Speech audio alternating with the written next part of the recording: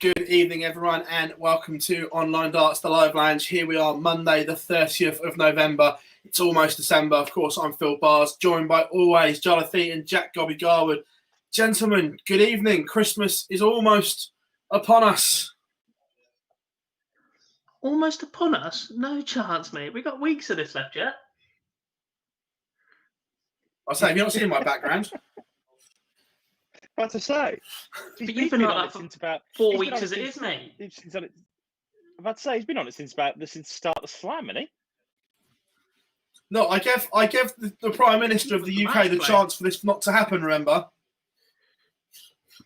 Oh yeah, God, when was that? I can't even remember when that happened. I'm sure he takes your Twitter feed very seriously, Philip. That's what I said. I gave him the opportunity. I said if he locks us down for the second time, the decorations are going up. He didn't have to do it. That's all I'm saying. But on a serious note, how are we all? He didn't have to.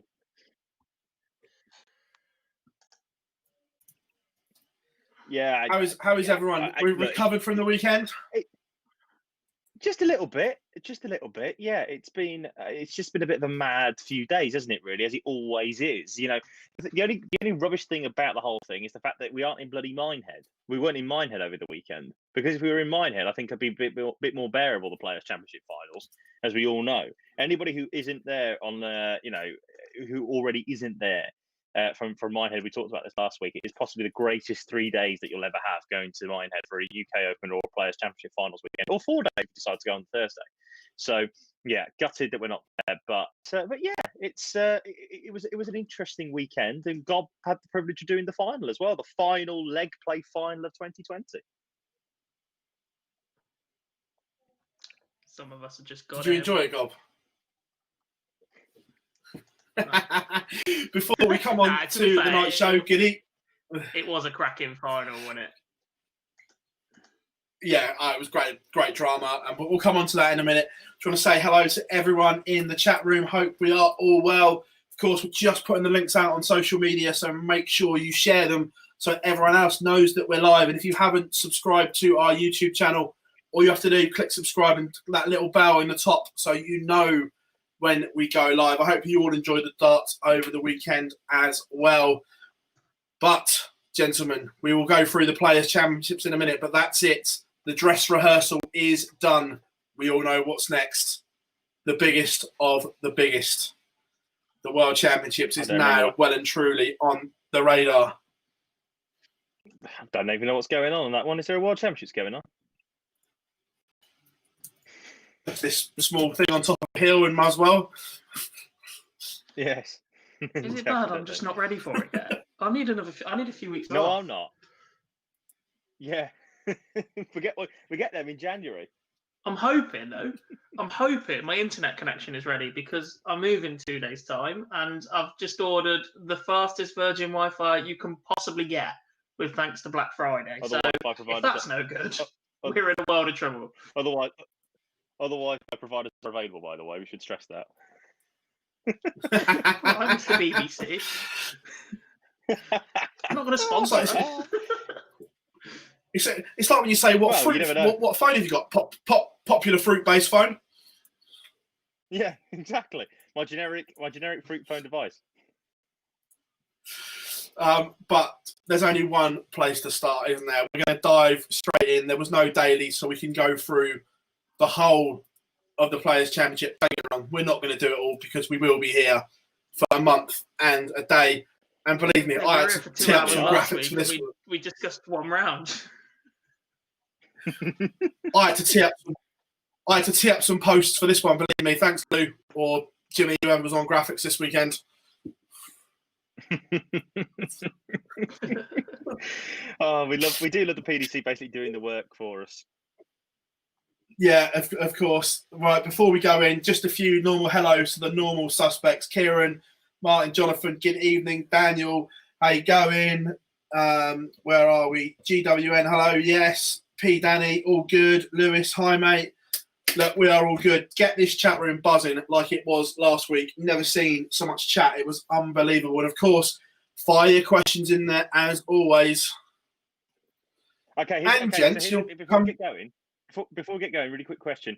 Do we want to have a bet on when B and P get mentioned in the chat room? No, we've just started it now. No, but I said B. Someone's going to and jump P. straight So on that, which and one you of know those two? it, and that's on you. Well, look, I'm just asking what the fans want, Gob. That's all I do. And you'll be pleased to know we have competition winners picked tonight, and then stay to the end because there might be a few more floating around. You never know, guys. Might be a few more. Hang on, sorry. We actually picked the competition winners. Yeah, I know. So, guys, I'll put my hands up. We are dreadful at it because we always say, but we always launch the comps right in the middle of a tournament and then forget. But, however, there's a box all down here lined up, ready to go out. I have names, but stay to the end because I might chuck in a few mystery ones. You never know. Right, moving on. The Players' Championship Finals. It was a few mystery boxes, Phil Bars. Sorry, a few mystery boxes. Where have I heard that before? We don't. Well, the last Stars channel that mentioned mystery cheap boxes. tat We all know what inside. happened there. We all know what happened there, so we don't mention it. Inside.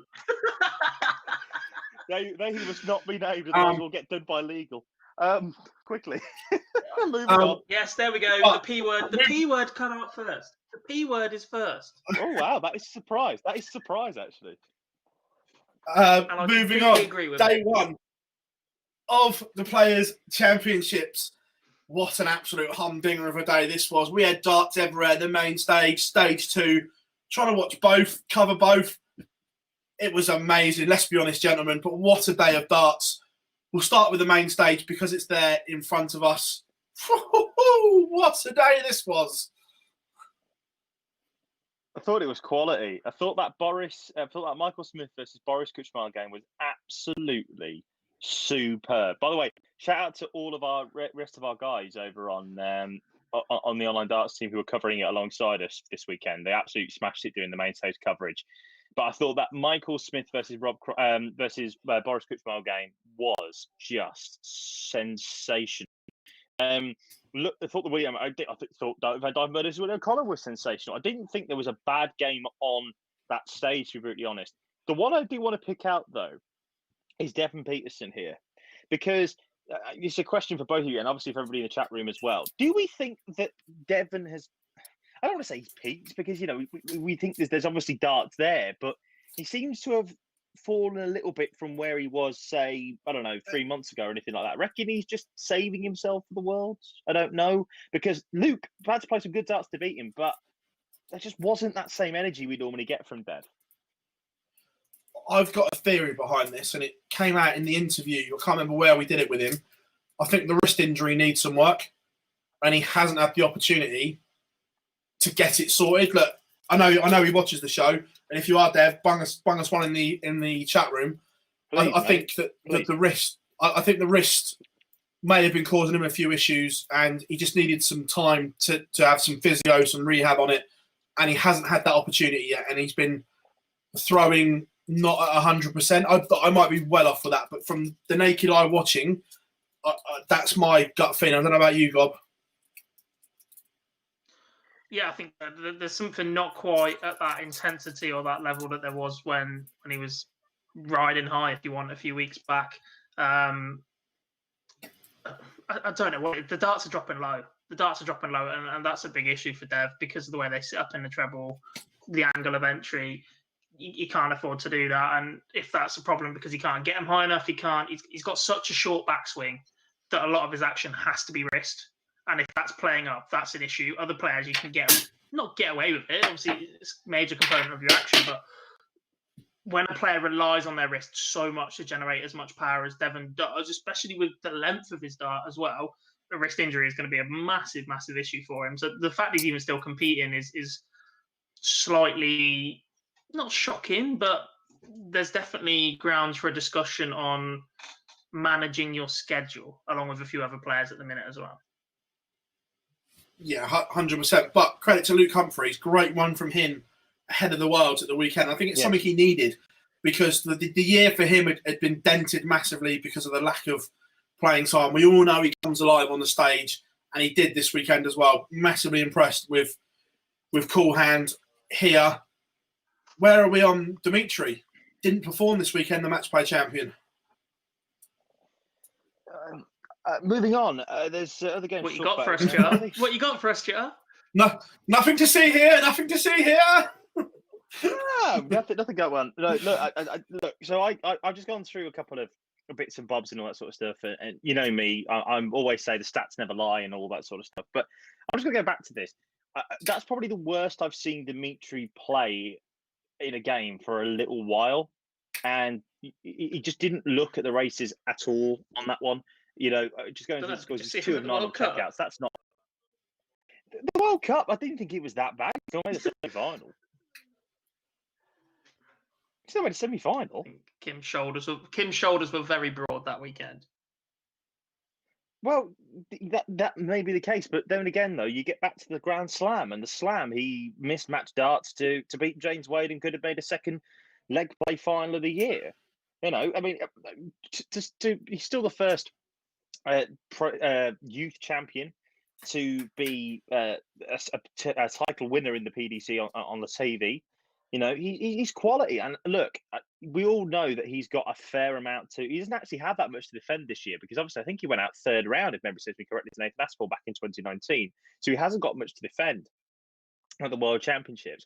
Now, do I think that it'll be a bit different for him now? The fans are back in. Yes, I do. I think if the fans are back in at Alexandra Palace, we don't know that. We should stress that. But if the fans do come back to Alexandra Palace, then I think he's going to be a massive help for him. Look, everyone has an off day in darts, and this was it for him. He just didn't look good. I tell you, I will say this though, and I will move it on very quickly because I do want to touch on. I know we touched on the Boris Kuchma game, but I just want to say this now about Boris Kuchma: 107 average, and you still lose. That is a shame. Let's be fair. The 142 and the quality. 145 from Bully Boy. The two finishes from Bully Boy were just absolutely outstanding. They were like AJ knockout punches. They were. Well, yes, they were brilliant. And look, I think. Do you know what? I know. Obviously, we know spoiler. I don't know what sort of stuff. I'll come on to Buddy a little bit later. But there's signs there. There's signs there that he's getting back to his best. That he can take out those big out shots. I just hope and pray that we see that again at the World Championships because I reckon he's going to have to go far if he wants to be in the P next year. I'm going to say that now. Before we go to stage 2, Gob, more for you.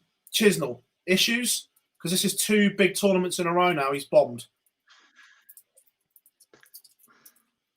It's just the consistency level. And I was about to make the same comment about Dimmy as we moved on. I just don't think that Dimmy's B game is where it needs to be right now. Dimmy's A game is exceptional on stage, but Dimmy's B game and his ability to grind out results just isn't there. And Chisnell was the same. It's all or nothing. We've seen it from Chisnell all year, and how he is where he is in the world when he's either 108 average and then losing an extra 80 is completely beyond me. The action is probably one of the ropiest in darts. I'm not trying to be disrespectful, but I just don't trust it. There's no conviction in it. I don't fancy him under pressure, especially on the doubles. He's got the bad memories, and he's got an action that's so jolty. The release point is constantly different. There's a fear of missing.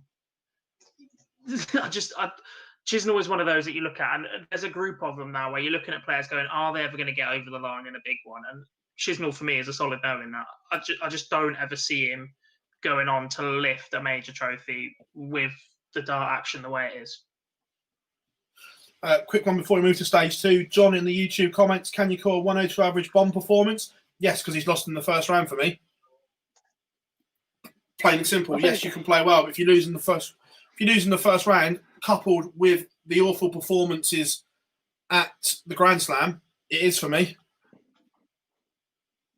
Look, the thing is with Chisnell is we've always talked about. We've always went on to make the final. Yeah, but look, he missed 5 ever since he missed those 5 match starts against Gerwin Price at the World Grand Prix. He hasn't looked the same since. Simple and as plain as that to me. Merv as well, by the way. We'll come on to Merv, and obviously difficult. We'll touch on Merv later. We'll come on to that. Yeah, there's a lot to talk about with Merv. Stage 2. Oh my days! The first 4 games, it was upset central on stage 2. Honestly, Luke Woodhouse putting a performance out against an in-form Brendan Dolan, Andy Bolton beating Ryan Joyce. Ryan Murray continuing his amazing form against Stephen Bunting. And then Karol Sedlacek beating Ratajski in the opening round. Those first 4 games, hashtag Ackerbusters, boys. Look, I was covering this game. Yeah, I was covering this stage all weekend, and I was just watching this going, oh, another scene's out. Oh, another one. Oh, another one. It's like DJ Khaled. Another one. Look, that big one was... The big one for me was Ratajski. Ratajski just did not look at the races at all. And, you know, I come back to that game against Steve West at the European Championships where he had darts to win many of those legs in the middle and he just couldn't quite find them. It was the same here. But Gob, he's had another shit draw on TV, right? No, this one I'll give him. It's just a bad performance. I mean, it's the second time he's lost early in a competition where he's had darts to win every single leg. Yep. If you're shipping 6 legs in a race to a 6 when you've had darts to win every single leg in the match, that's not good enough, and you need to tighten up there. He did the same against Steve West. He had darts to win virtually every leg against Steve West, and all right, West was solid on his own throw, and you win the ball, that's what happens. But yeah, that performance isn't what we've come to expect from Ratajski. He was so clinical and so solid, and we've built him as this emotionless man, but you can't keep getting in that position and not coming through it. Again, I've got a theory on Ratajski, but same as a few of the others. And we said it earlier: schedule management. He plays in everything. Yeah, he doesn't need to anymore. Everything, isn't he? Yeah, he doesn't need to anymore. He's one that needs to look and manage that schedule better for me. But before we move on, massive shout out to Ryan Murray. Continued his amazing form on to beat Steve Beaton. Going to the Worlds for the first time. What a year for the guy. And he's also got the best, probably for me, the best nickname in darts. Muzz Lightyear, I'm here for it. Muzz Lighthouse, according to IT. Anyway, moving on. Clements beating Clearmacher, good game that one. Enjoyed that one. Could have gone either way. To be fair, I really enjoyed that game. 2 players that played well. I'm not looking. Ian White beating Willie Dutchman. Oh, just a quick one. The big Dutchman is going to be difficult to play again. Yeah, he's going to be difficult at the World Championships. I would not like to have him round 1 or round 2 for that matter if he does get through. But that would be one hell of a performance. Yeah, completely agree. Ian White, good stuff to beat Willie Borland. Enjoyed that one. The Ferret doing what the Ferret does. And then the bottom one, Super Chin, is in all kinds of issues. However, I'm not going to concentrate too much on Chin because let's big up Callum Ridds. He was sensational. He did run riot, as his nickname suggested. Yeah, but he didn't have to. That was the worry for me. That's the worry more than anything else. He didn't have to actually perform that great. Like, you look at the averages at this point, okay? I'm just going to, you know me, stats don't lie always, right? Look at the Chin, 2 of 9 on the doubles, averaging 81.8. Callum Ridge is 87.1, 6 of 28 on the doubles. Like, he was missing doubles left, right, and Chelsea. So my point there is this, that he just doesn't look, Gurney just looked like he didn't want to be there. He looked like he wanted to be anywhere away from but in darts. And that is a bad place to be, if you want me to be brutally honest. That's the moment where you think, Jesus Christ, he is in more bother than I thought he was. You know, he's outside now the top 10. Dropped outside the top 10 at this moment in time. He is at number 11. And if you look at the World Championships, obviously he's seeded number 11 now, but you look at the tour card race, he's going to be looking at it 12. So he drops down to number 12 at this moment in time. That is going to be interesting for him. That's a difficult one. Yeah, for the Chin has work to do, but he's been there before and he's done it before. So I wouldn't write him just off yet. No, I totally agree with you there. Don't write him off, like, because you know he's a two-time, one-time major winner, one-time television title winner. We ain't, you know, he's done it before. Bless him, the Chin. Moving on, day number 2. Woo! Here we go. Sorry, done day number 2. Night number session 2. Yeah, you know what I mean. Number 1. Yeah, session 2. Session 2, day 1. First game on. They all blur into one. Oh, They all blur into one, mate. Survived a huge scare, and Scott Waits will be absolutely kicking himself. He should have beat the number 4 seed. Let's be honest. They're 5-match starts, mate. There's no other way of putting it. I thought that was going to be the upset. I'll be honest. You did call it before the match as well in our WhatsApp. You did say I've got a feeling about this one, but Nathan got away with one. Let's be honest. But Scott, he's shown signs this year. All right, he's not been consistently Scott Waits, the Grand Slam winner and the BDO World Champion, but he's produced spells in games this year. There was a spell on the Euro Tour earlier in the year where he hit 4-12 darts in a match. I think it was maybe more. He's one I don't want to play at the Worlds. He's got experience of set play. He's been there and done that at the Lakeside. I don't think the crowd will bother him too much. He's one at the Slam. He's capable and he can have those legs where he switches off. Scott Waits is dangerous, in my opinion, even after this performance. Agreed. Then the Flying Scotsman got away with blue murder on the main stage against Keegan Brown. 4-1 down at the break. Somehow, he wins 5 in a row because Keegan Brown fell off a cliff, couldn't find his scoring boots after the break, and a huge slice of luck for the back-to-back world champion. Massive. Moving on. Massive. Yeah, one of the tournament favourites, James Wade, beaten in the opening round by Niels Zonneveld. And let's be fair, Wade didn't look as if he wanted to be there, if I'm being honest. It looks like he'd had enough of bubble life, hotel life, and just wanted to go home. I'm sure he tried his nuts off. I'm not saying for 1 minute he didn't, but the perception he gave on stage was just, I want to go home. Yeah, I think you're right. It was a limp performance, wasn't it? It was a bit of a continuation of that final against Jose de Souza. There was no extra gear when he needed it. There was he was 3 from 10 on the doubles, and all right, it's only 1 or 2 either way, but you expect that to be 4 or 5 from 10 from Wade. That's pretty much his bag. There was no 10 plus or anything. 180. I think he's been better than that over the last few weeks. Like, it was a lethargic James Wade, and to be fair, if he's gone home and got more rest and building up for a crack at possibly becoming world champion, which I don't think many would begrudge him after the career he's had, then yeah. Yeah, and then the world champion survives the scare. Ryan Meikle producing an absolute belter to take us to a deciding leg. Sadly, I think he got all caught up in the moment and then went off 9 darts without a treble, Wright winning the deciding leg comfortably. But it was a sign of things to come for Wright's weekend. Very inconsistent, I think, is a fair word to put it, Jar. Yes, I don't want to talk about this game particularly too much because I know I want to talk about the semi-final more than anything else because I've got a bit of a gripe, but we'll talk about that in a second. Look, this is Meikle's not exactly a one-hit wonder. We will remember the fact that he demolished Johnny Clayton 6-0 at this stage last year of the event. He's the development tour winner as well, if memory serves correctly, Gob. He topped the development tour order of merit, yeah.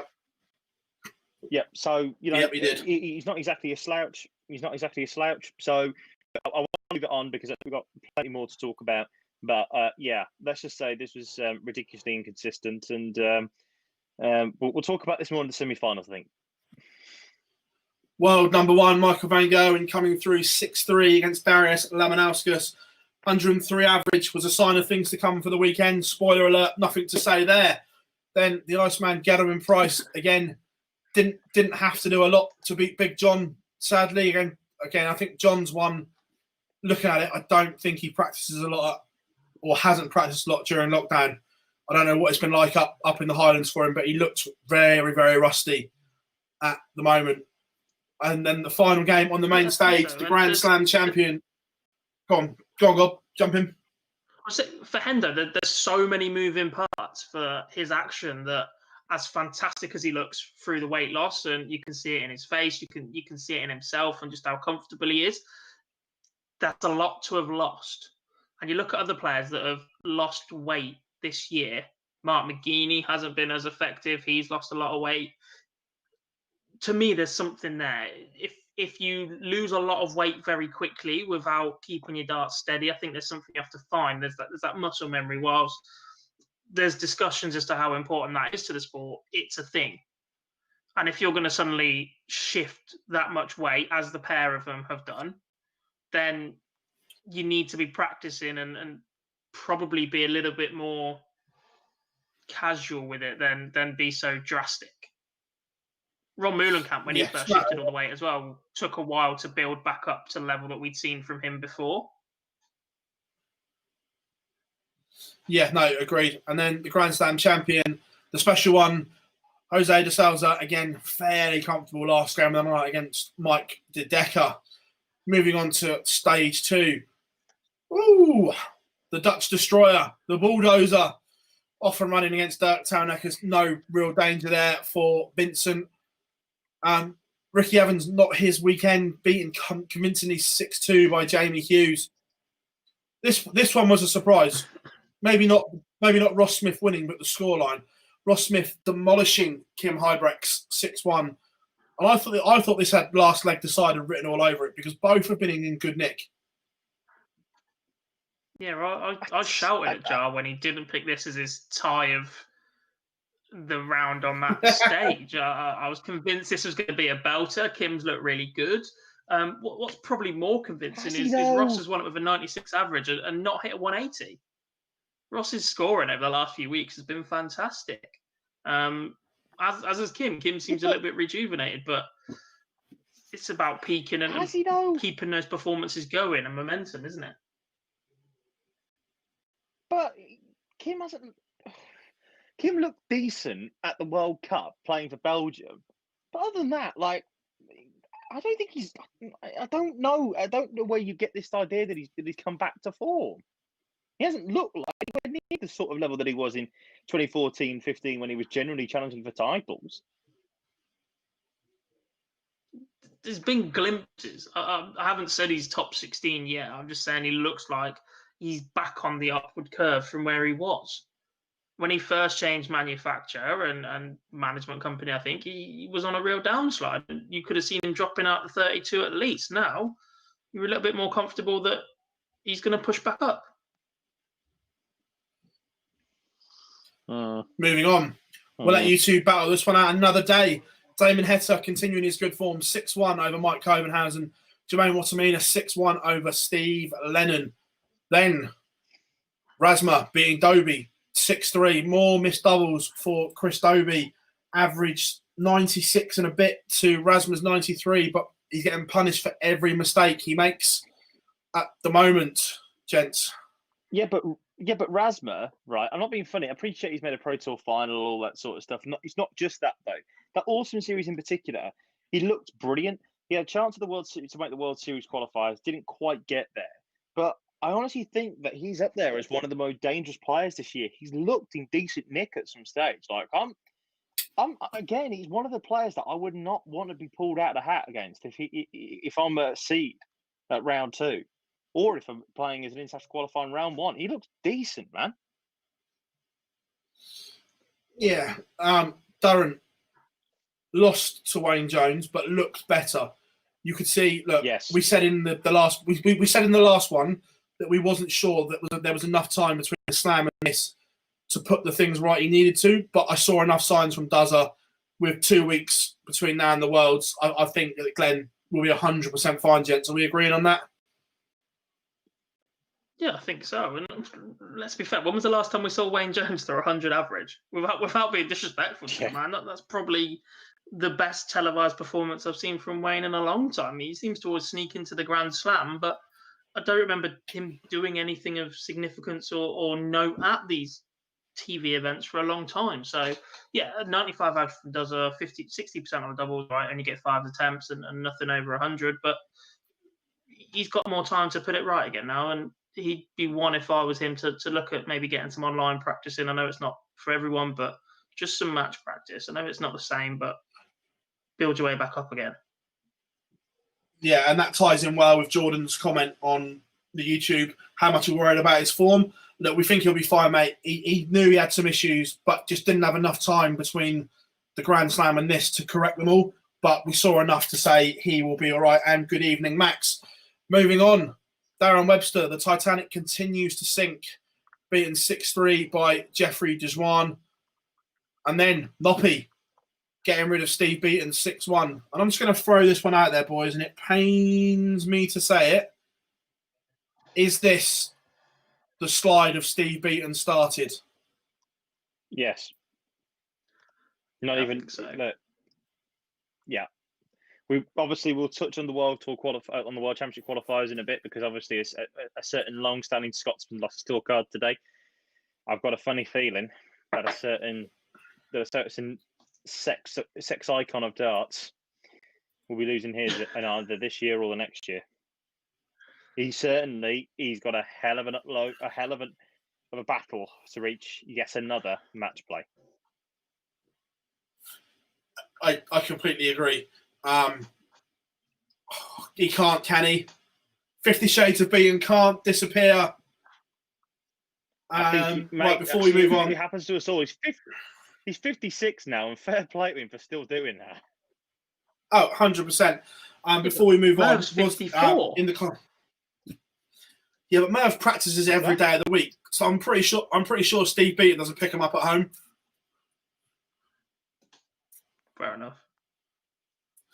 Quick comment before we move on. Mensah Sudovic missed the Players' Championship due to a family bereavement, guys. That was why Mensah didn't travel. I don't know the ins and outs, but that's what the media release was. So that's why the Gentle wasn't there. Now, moving on. Day 2.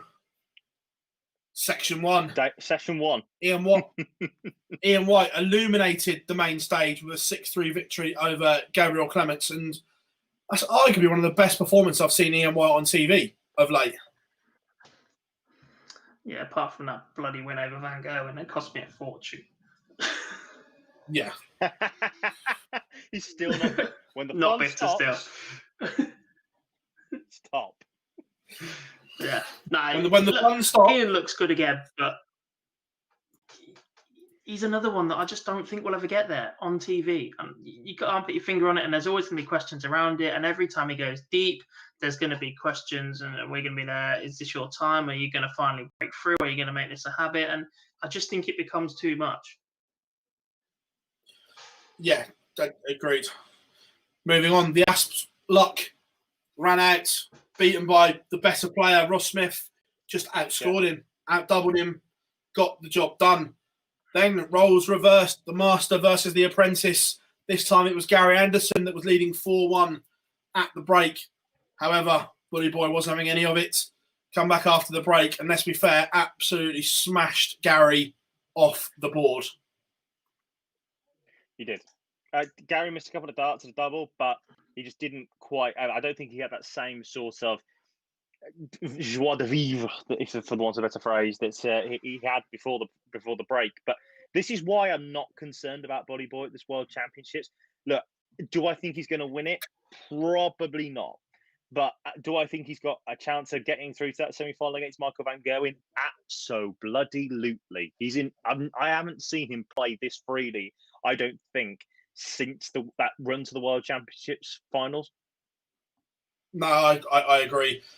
Now, this game, let's gloss over it. Joe Cullen against Rob Cross, arguably the worst in the tournament, but Joe won't care. He got over the line, but both players struggled. Moving on, Jose de Souza got out of jail against the Dutch Destroyer. I thought Vincent was going to bulldoze the Rico when he lost. He was fuming with himself. He was. Yes, Michael van Gerwen beating Johnny Clayton. Again, another good game that. Johnny had a dart at tops for a 1-4-8 to go 5-4, if I remember rightly. Missed. The writing's on the wall. Gerwyn Price getting rid of Jamie Hughes convincingly. Jamie Hughes got some work to do as well for me, not playing well enough on TV at the moment. And then Peter Wright's highlight of the weekend, I'd say, beating Simon Whitlock 6-1 in his really good performance. No, I'd still say the quarterfinal's a bit better than that, personally. Tomato. It's a good result. Take it on the Simon's been a very consistent player for the last few weeks. There's plenty getting excited about an outside chance of him going deep in events, and his 180 hitting is giving him chances. So, yeah, it's not a bad way to build yourself up for the rest of the weekend. It's a good result. Yeah, moving on. Stage 2, Luke Woodhash's run continues. Just the tonic he needs. Beating Andy Bolton 6-4. Good game. Sedlacek. The evil carries on. Beats Razma 6-5. Callum Ridge continues to run riot against Ryan Searle. This was a good game. I enjoyed this one. Good game. We'll talk more about Ridge. Go on, John. I want to touch on one game in particular. I was letting Gold have that one, but there's one game I'm definitely going to be stopping you on in shortly second. Oh, I know exactly what this is. Then Heta beating Murray in a real high-class game. Merv King 6-1 over Danny Noppet. Danny Noppet couldn't buy a double in the game, but Merv was good. This was arguably one of the games of the tournament over this format. Luke Humphreys beating Jermaine Wattamina 6-4. Both of them 107 averages, but again, I don't mean this horribly. Jermaine finds a way to lose an absolute belter of a game. Look, this game, we all know my thoughts, and I'm going to say a very controversial statement here. Jermaine Wattamina versus Luke Humphreys, the 2020 PDC World Darts Championships, is arguably the most underrated darts match of all time. Of all time. It is up there for me in the top 5 games I have ever seen. If you want to just watch 25 minutes of pure class of players going at it, hammer and tongs, no messing about, just fast, purely brilliant darts, find a stream of that game because it is unbelievable to watch. This, if we can get this again at the World Championships this year, all my Christmases would come at once. This game was superb. I watched it from start to finish on the stream. I was doing stage 2. I didn't want to do any. By the time I finished one update, they'd already completed 2 legs. It was unbelievable. And yes, Jermaine losing another heartbreaker on TV. I understand that. I've criticised him and admonished him for it enough. This is unbelievable. This game was unbelievable. Watch it if you can. Just these two going at it are astonishing to see. 100%. And then Jeffrey Desron run carries on, gets rid of Wayne Jones 6-4. And then the Ober Genius was at it again, 6-1 against Neil Zonabal. And I'll tell you what, the way Dirk's playing, he's going to be a threat to anyone at the moment because when he's on, power scoring with the best of them. We'll come on to him more shortly. But that was the afternoon. Moving on to the evening, and this is where it gets interesting. The format goes up. The drama continues. First up on the main stage, Bully Boy getting revenge for the Grand Slam. And again, the back end of this game, Michael Smith was unplayable. Yeah, it was magic. To be fair, I don't want to take anything away from him. I just think Jose ran out of steam a bit as well. He's been on such a high and played virtually everywhere, the World Cup and everything else, and going deep at the Slam. I just think this was maybe a step too far for him this close to the last event. But yeah, like you said, Michael Smith was absolutely superb. Couldn't get near him. Yeah. Gavin Price beating Luke Humphreys 10-6, but that doesn't tell the story of the game. Humphreys was in this game, a few missed doubles, punished by the world number 3. Signs that Luke Humphreys is on a charge and Gezi just being Gezi, guys.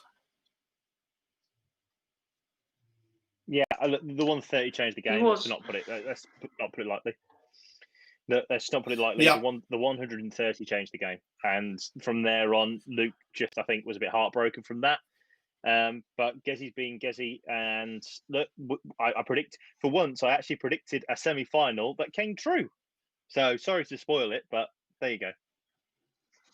Then Peter Wright, the world champion, falls over the line against the Riot Callum Ridds. I made it 3 dart changes in one game, gents. Would you like to confirm the numbers?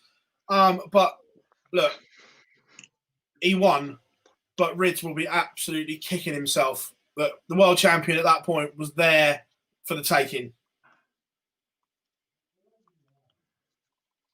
Yeah, and I know it's a longer format, and Callum isn't really used to that on TV, but an 87 average, if he points on a couple of legs earlier, and he's more than he did not tinkering, it just got in his own head, I think. Started brightly though. Callum did fantastic to get back in and contend, and the minute he started going back at Snakey, that's when he started doubting the darts again. Yeah, it's unlucky for Callum. We've been talking him up for about 18 months now. Do you want to jump in there? Yeah, Callum is in the chat room. Yeah. Evening, lad. Yeah. I bet you are kicking yourself. But from 4-1 down, mate, absolutely superb to get back into the game. And thanks for joining us, mate. Can't wait to see you back at the Worlds as well, buddy. By the way, great weekend for yourself. Genuinely, we've couldn't have done that any better. Callum, this isn't. But to say, Callum, we're not just saying this because you're now watching, mate. Gob's already. Gob, have you played him before on the Dev Tour? No. You got the word wrong, mate. You should have said, Gob, has Callum beaten you on the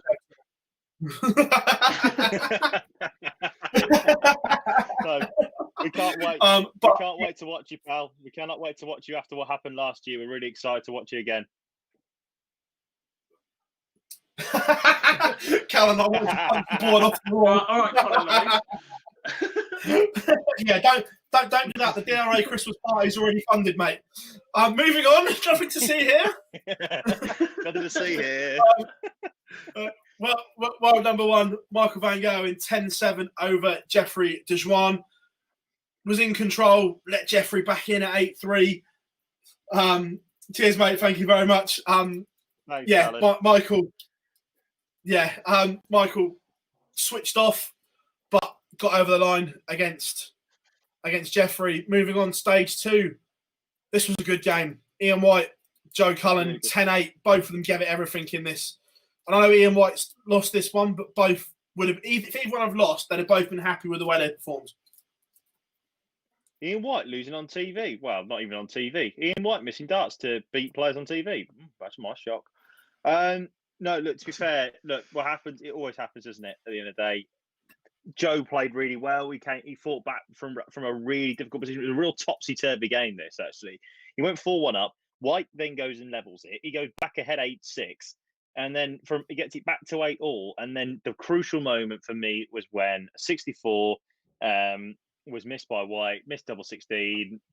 Moments like that are those moments that you have to take if you're going to go and win games. Yes, you're on stage 2, you're away from the big cameras, but you've got to do it, and he didn't. But a really good performance again by the Rockstar. Again, he's now number 16 in the world. Appreciate at the moment in time, it's not necessarily the best thing in the world to be number 16 currently, but, it's not a bad draw to have. Yeah. Ross Smith, 10-7 defeat to Damon Heta. And again, Heta's one of those ones that's just going about his business, picking up money all over the place. Yeah, look, the thing, the one I'd say, yeah, sorry, go on. You go, mate. I was just saying, for me, he's probably the most consistent performer on the tour. He just stays at a level all the way through his games, all the way through tournaments. He doesn't drop, he doesn't peak, but he just stays at a level, which makes it incredibly difficult to break his throw. You're going to be around 4, 5, 6 visits. If you get 6 visits on his throw, then you've been very fortunate. His scoring digs him out of trouble occasionally for lots of 180 hitting, steady on the doubles. He's solid. Yeah, 100%. And then Merv King, the run carries on, beating Karol Sedlacek 10-5. And all of a sudden, it's like vintage Merv King. I was a tournament too early, wasn't I? I was a tournament too early, wasn't I? Yeah, 100%. Yeah.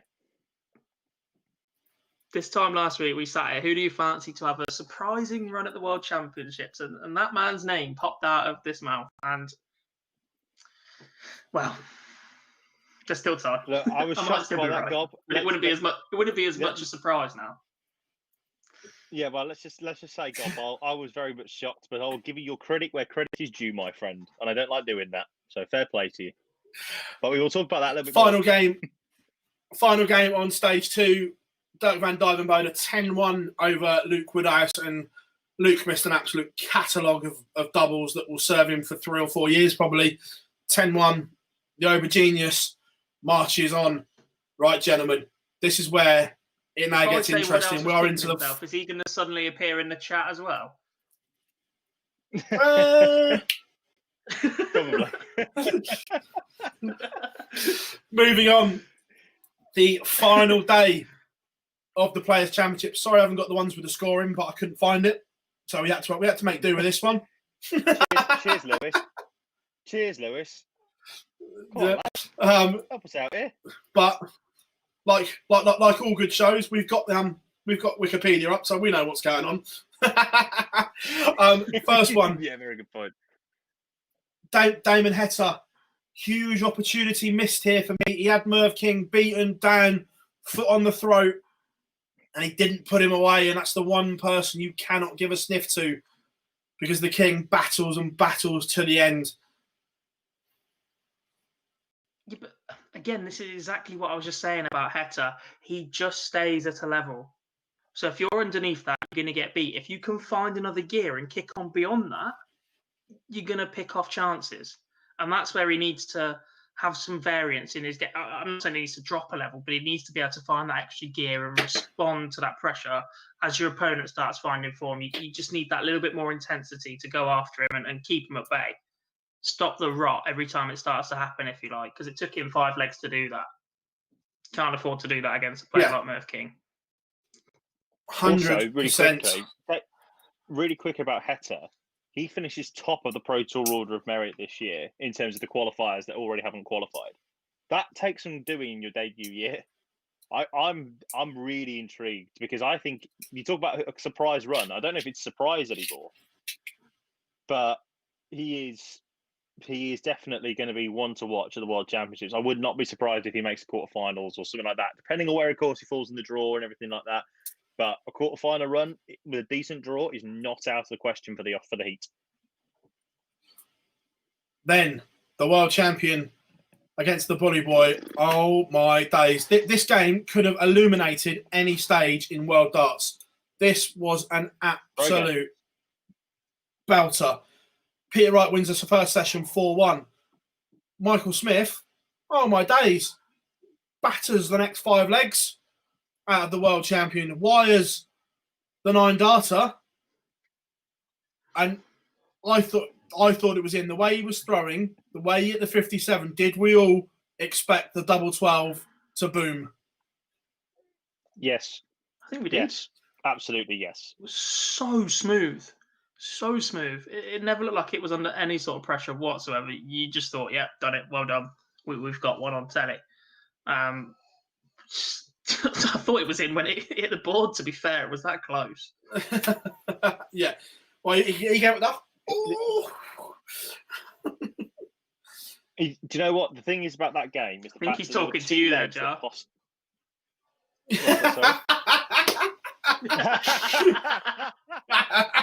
How do you know? Have you been speaking to Roisin? No, in all seriousness, right? Here's the deal: that there are two legs that cost him. The 9-dart leg that he missed, and then a leg to make it 8-7 rather than 9-6. Those are the 2 legs that cost him. Yeah. And if anything like that happens, we could be having a completely different conversation. But that just shows you the level that Michael Smith's been playing at. You know, people will go, well, he still lost and all that sort of stuff. And we talk about Chisnell averaging 102 over an 8-leg format. Michael Smith did that 103 in a 16-leg game. You know, I do not have any concerns about Michael Smith this year at the World Championships if he's playing like this. It's got to happen. It's got to happen at some stage. I don't think have a it will be this concern, tournament. He's going to lose a heartbreaker again, or he's going to go deep, and he's going to be in this form, and he's going to believe he's going to win it. And if it doesn't happen, it's going to dig into him even more. Yeah, but I'm genuinely on the fence right now, crossing over to I don't think he'll ever get there, because there is that he's much. He's not going to do it to Jenkins, mate. No, he's not going to do it to I'm not having it. Lad. No. No. No. No, I'm not having it. No. You should be paying homage. Oh, sorry. Anyway, moving on. The thing is, just really quickly about Bully. The one that'll haunt him forever, I think, at the moment. The only one I think that he's had match starts to win is the Masters. That's the one that will haunt him at this moment in time, because he's played in other finals. He's played MVG and Rob Cross as well, hasn't he? And Peter Wright, obviously, in the Masters final. So I can't. Yeah. So I can't think of any. Can't think of the other ones. Please, by the way, listeners and viewers, tell me in the comments if I'm missing one. But at this moment in time, nah, Smith. I still maintain he will win one at some stage. He's got to win one. Gerwyn Price against Joe Cullen. This was a strange game. The Iceman wins it 10-9, but it almost felt that he was knocking on the door every time Joe Cullen was throwing. Couldn't find a break. Joe Cullen was hanging on because, let's be honest, apart from, I think, was it leg 1 or leg 2 that Joe Cullen break, he never ever looked like breaking the Gerwyn Price throw, in my opinion. No, it was a bit flat to me as well. Don't get me wrong, 96 average is decent enough for the pair, but it just lacks something. It lacks something we're used to seeing from this pair, and you always knew where this one was heading. You never thought and looked at Joe Cullen thinking, yeah, he believes he's going to win this. And you just always knew that Price had that moment in him, didn't you? It's like Van Gogh. Yeah, and then the last leg, he bangs in the 180. Then, yeah. At the right time, and you just had the feeling that was the way it was going to go for a long time. And I mean, Joe's having a great run at the minute. Don't get me wrong, he won a Euro Tour, he went into European Championships in the 1 seed, and all right, didn't do great there, but he's looked good. He's lost a couple of close ones, and who knows, maybe this is the year that he has a decent run at Ali Pali. Timing's there. Speaking of Michael Van Gerwen, oh my days, gentlemen, what a game this was. The Green Machine averages 110.01 on TV with just an absolute exhibition of power scoring. I think in our WhatsApp chat, we were saying at the second break, he was averaging 108 and it was only something like 23% on his doubles. Yeah, it was good. It was a very good performance. And if you're Dirk, you're almost kicking yourself that your opponent's just chucked 110 at you while you're chucking 103 and you're 45% on your doubles. I thought Dirk looked great as well. And to get 5 legs off Van Gerwen in that performance is a very good run for him. Backs up.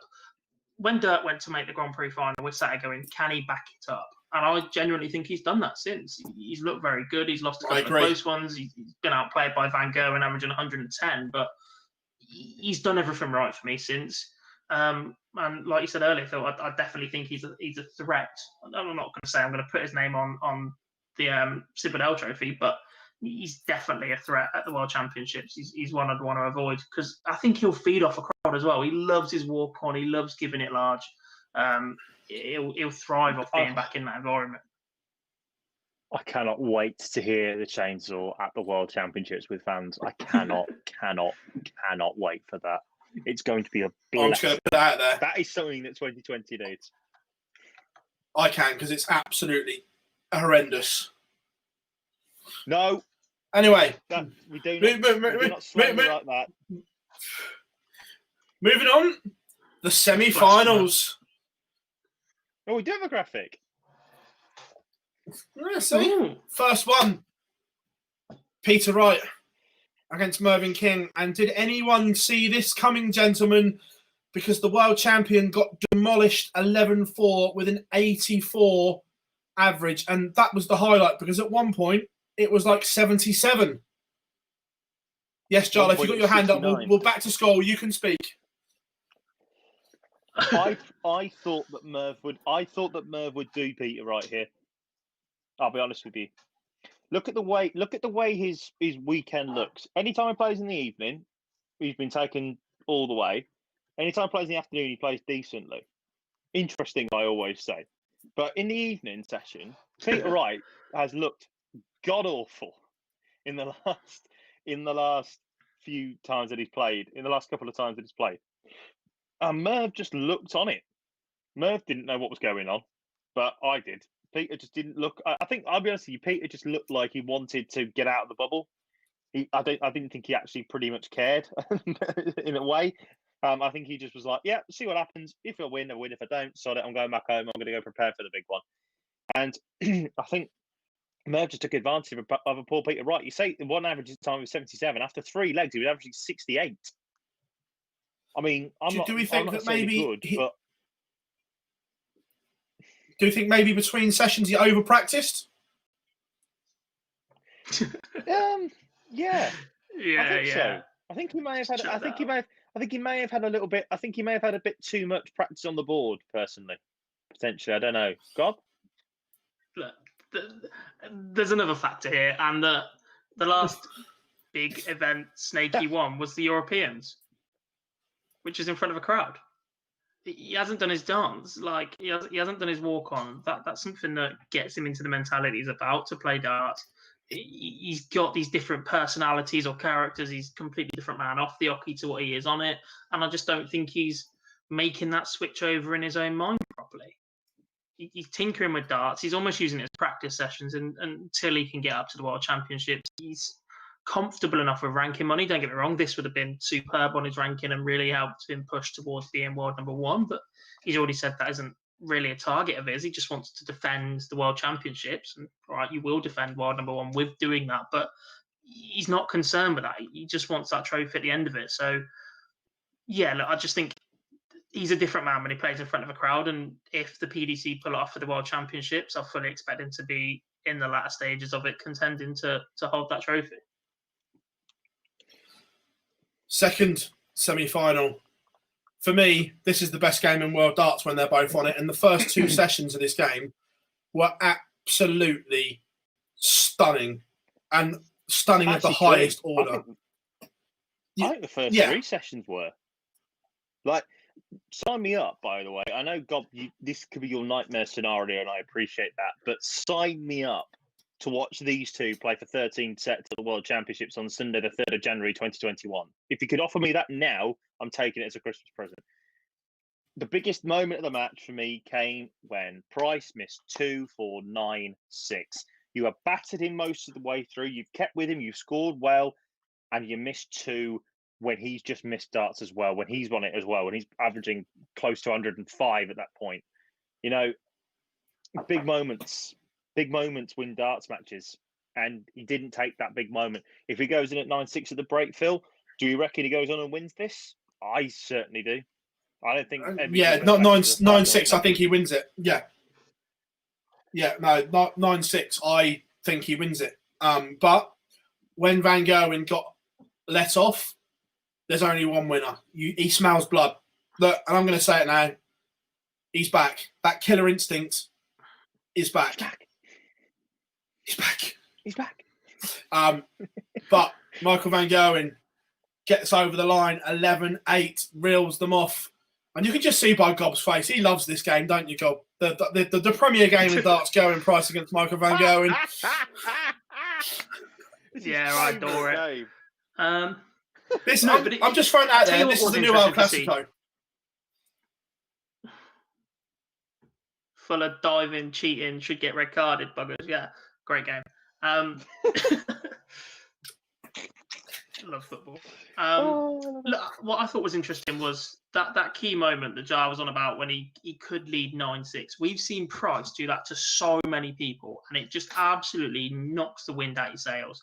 And he shrank as a man on stage.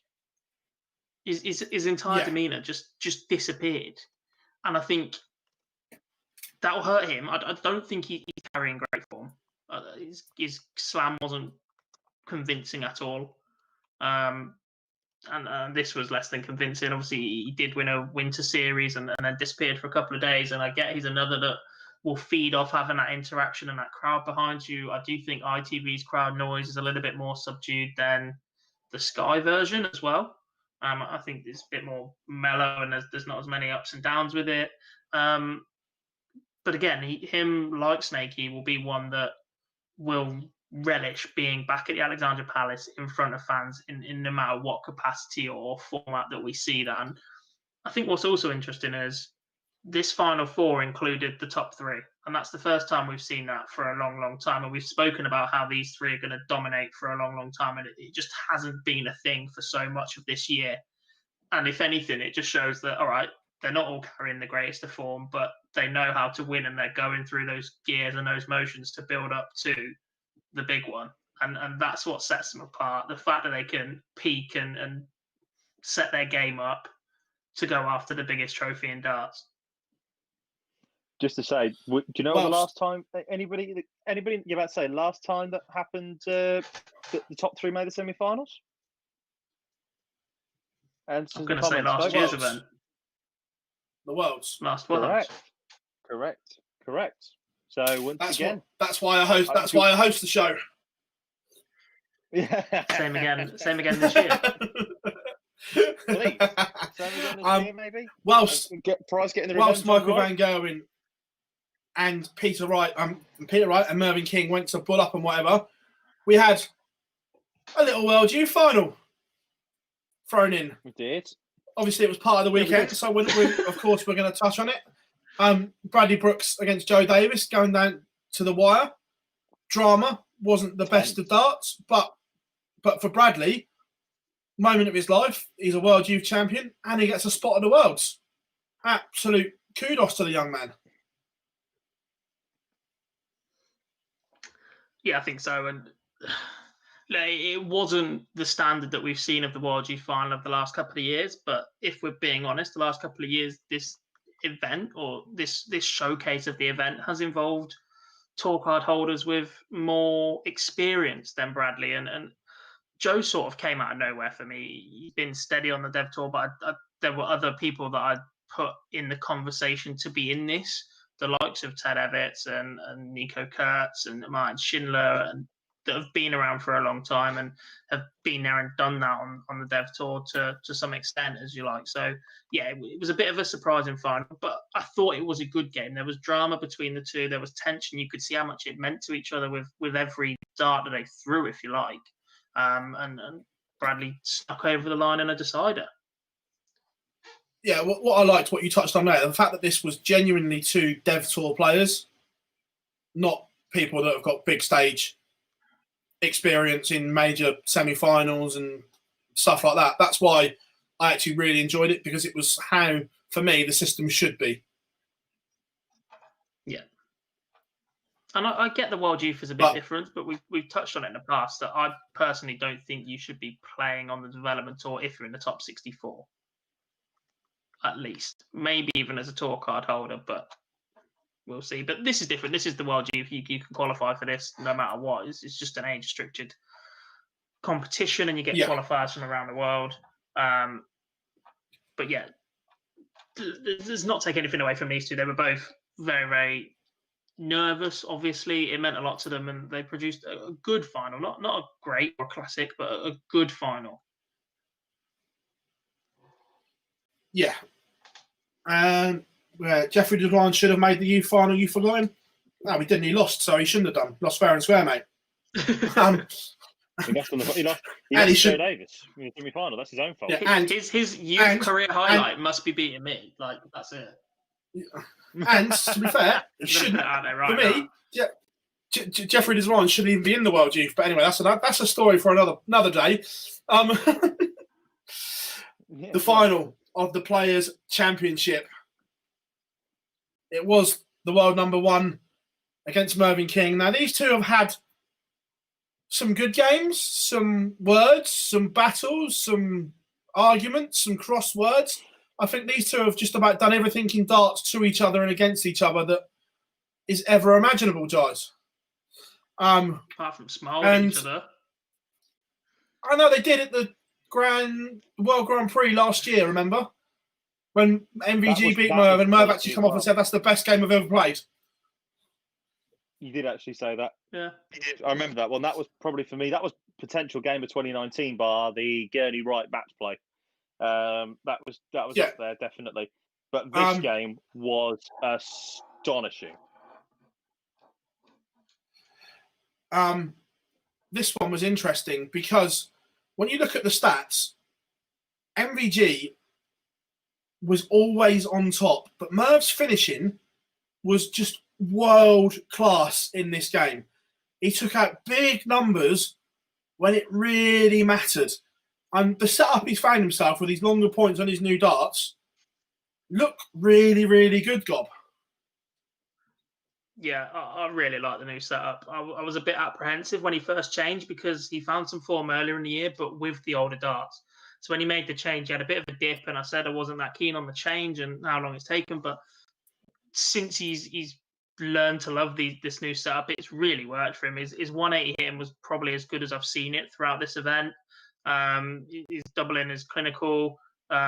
His finishing got better and better as his final went on as well. It didn't start that great. I thought he let Michael have a couple of chances early on and did well to just stay in the match. He let Michael get a couple of legs ahead a couple of times, but fall back. That 1-2-6 with the fake celebration was my moment of the week. It was absolutely superb. But I said it a couple of times. The difference to me in the upturn in form with Mervyn King is he's not so heavily reliant on double 16 anymore.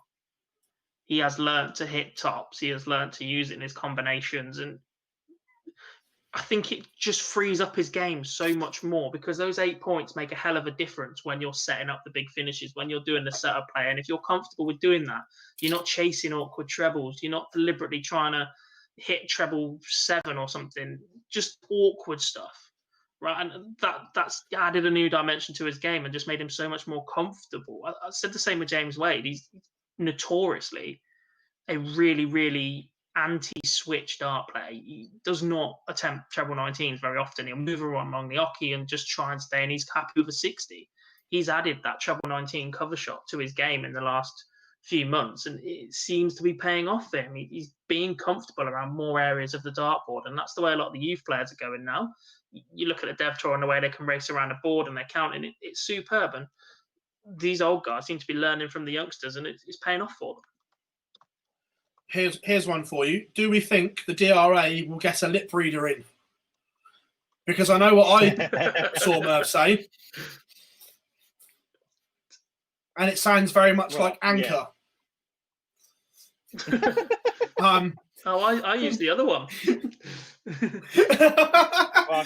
What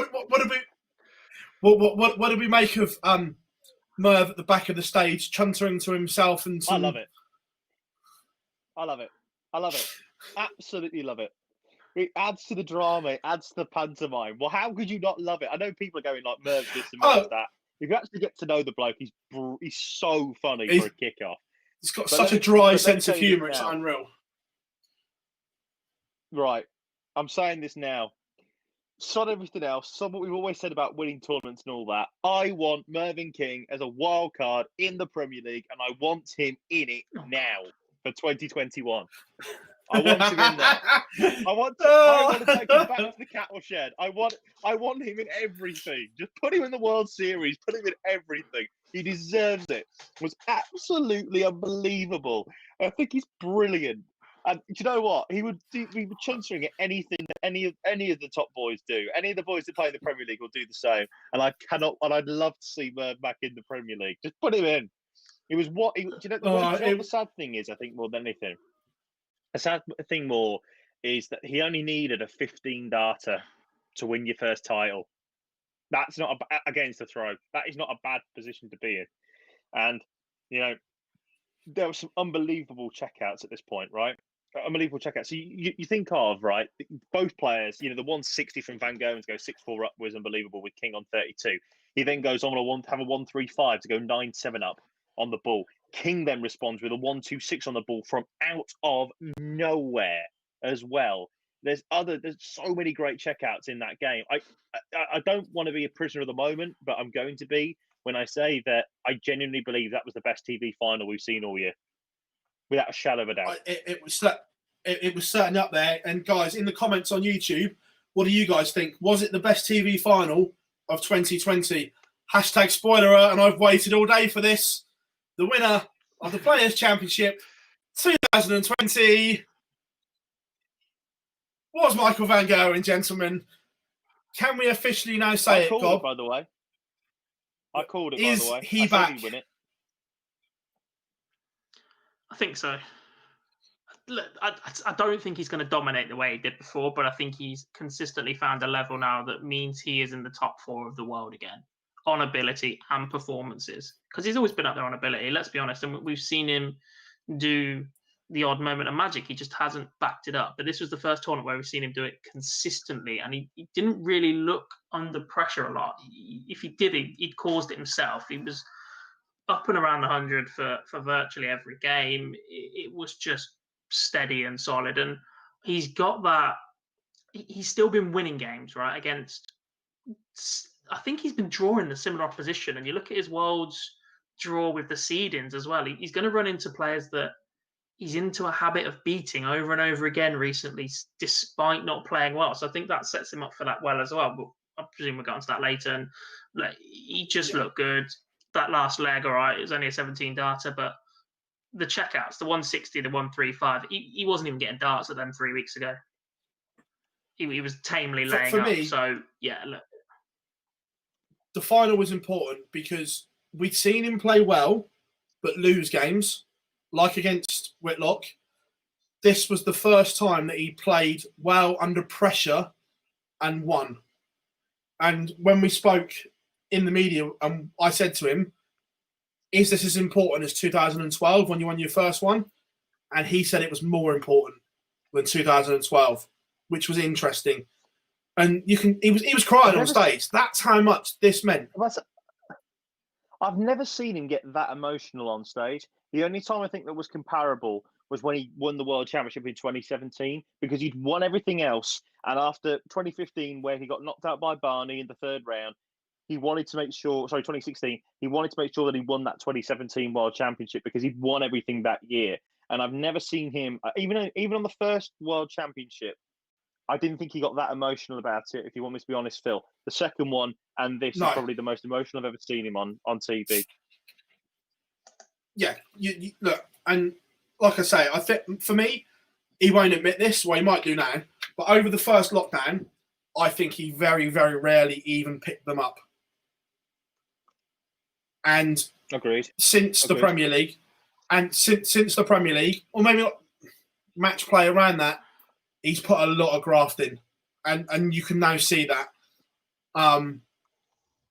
And yeah, like I say, I've never seen him so emotional. But worryingly for the field is if this does do a 2012 all over again and reinvigorates Michael van Gerwen 2.0, that's a huge worry for the rest of the field, gentlemen. Gob, you can go first, and I'll give my thoughts on that. I think it is for large parts of the field. We've spoken about the standard and whatever recently, and the absence of the top 3 at the last stages of tournaments, and I just don't think players are as scared of them anymore. There was a fear factor when you played Phill Taylor, when you played Adrian Lewis, when you played the B-Man 5, 6, 7 years ago. You went into that game behind already, knowing you had to produce your absolute best starts. I just think that the 3 of them have shown weaknesses at various times, and whilst there is airs of inevitability, if you don't get Michael early, Gezi, you'll get a chance, but if you don't take it, he'll come back at you for a bit. Snakey, you need to catch him at the wrong time, but he's still more than capable of going on those 4 or 5 leg runs and averages above 120 if he really wants. They've eradicated that, and like I just said a minute ago, I think it's a worry for the rest of the field at the World Championships, because looking at his section of the draw, he's got a couple of players that I don't think are in any form whatsoever. There's a couple of players that he's beaten a couple of times recently that I just don't think have got the belief that they can beat him. And if you get him into a quarter-final or beyond, he's bloody difficult to stop over that distance. All I'm going to say is that Reese has just put a comment in there about Taylor. Let's not get down this debate tonight. We've got far much more to talk about still. One thing I will say though is if the semi-finals go the other way and it is a Wright Van Gerwen final, are we looking forward to the press conferences? Because there's been a lot said between these two. I think this could be the first time we genuinely see dislike for each other amongst these top boys, because so far and for the last couple of years, darts has been very much make the odd comment, but there's still respect there. And there has been for a long, long time. You just want for the respect to go out the window. And I genuinely think maybe part of that is the Premier League, because they're travelling with each other, because they're seeing each other week in, week out of those events, and then the Pro Tours. They've all built this bond and relationship. They're in it together, and they're travelling and they're away from their family. So, yeah, we're looking for that proper bit of needle rivalry between two players, and I can't wait for it. If it goes, I can't wait for it. Part of me thinks there's going to be comments before the tournament even begins. Oh, 100%. Don't worry, I'm lining up our pre-Worlds media. Don't worry about that. It will be interesting to see who blinks first. Because to me, whichever one of them mentions the other one first from now on is the more worried. I know who will mention who first if it comes out. Oh, 100%. We all know who it will be, because he always has to get that he has to get that first dig in. Because look, in my opinion, MVG doesn't care what the rest of the field think. He knows that he's still the best player that's there, right? And people talk about the MVG. Chucky Quant says in the chat room, he's just been distracted by something externally, and his head hasn't been 100% there. I don't think it's something externally. I just think, to be honest, it's been such a strange year for everybody that he just hasn't. Look, I don't think he's been in that position. I think he's thought that he could just walk into any event and be able to win it still, because he's that good. But look, I'm not sure about this sort of stuff. Price and MVG, you're right, Reece, you say Price and MVG don't have any bad blood at all. I don't think so. But MVG and Wright, there's something brewing there. And if it is those two fighting out for that world #1 spot on New Year's Day, could be interesting. Obviously, no, it can't be, can it? Because if MVG makes the final, then he can't be world #1, can he? What's that? Well, can he? I don't know. I sent you the permutations earlier. You did. Yes, you did. If Peter Wright wins, do you know what though? If both of them go out first round, then Peter Wright will end the year still at world #1, which is mental. But yeah, if obviously it's Peter Wright versus MVG, then it'll be fighting for the world #1 spot on New Year's Day on the 3rd of January. Brilliant. Can't wait. Right, gentlemen, speaking of the Worlds today, there was a huge event at the Rico for the last remaining places at the William Hill World Darts Championship. And there we have it, the 6 names that came through the field. Which one do you want to start with? The rest of the world or the UK? I'll tell you what, we'll rest of go the world. rest of the I think world. That one's interesting. Very. Yeah. Evil Charlie's going on a bit of a run, isn't he? Yes, he is. So the rest of the world qualifier. I don't think it's a surprise to many people that said the check come through the form he's in. And we've been brutally honest about that, guys, that the form he's in at the moment, that's not a surprise. I don't think either is a surprise. I'm going to put that out there straight away. And there's plenty of people that would, I think, agree with that, because both have had very, very good seasons that have been disrupted by COVID and travel restrictions and those sort of things. And they were genuinely two players that, if you look at their performance average throughout the year, if you add that onto what they've missed out, they would have comfortably been there anyway. So for me, this is almost just deserved for the pair. Yeah, I think looking at it, I thought Martin Schindler was a little bit unlucky. Obviously, I've worked on the home tour and he's changed his action, and I've seen enough that I think Martin Schindler will get his card back at European Q School. I've seen enough that I think he'll get it there. But some big names, well, one huge name missing out is Jarleth Klassen will not be at the World Championship. And obviously he's defending money. So that's a huge blow to Jarleth Klassen. Like looking at the race, obviously, I'm just looking at the tour card race at this moment in time. You know, I still think he will just about get away with it, just about keep his tour card, but he's going to have one hell of a year next year. Oh, I think he comfortably keeps his tour card. Well, not comfortably but I've looked at players below that. I was about to say, how can you do that?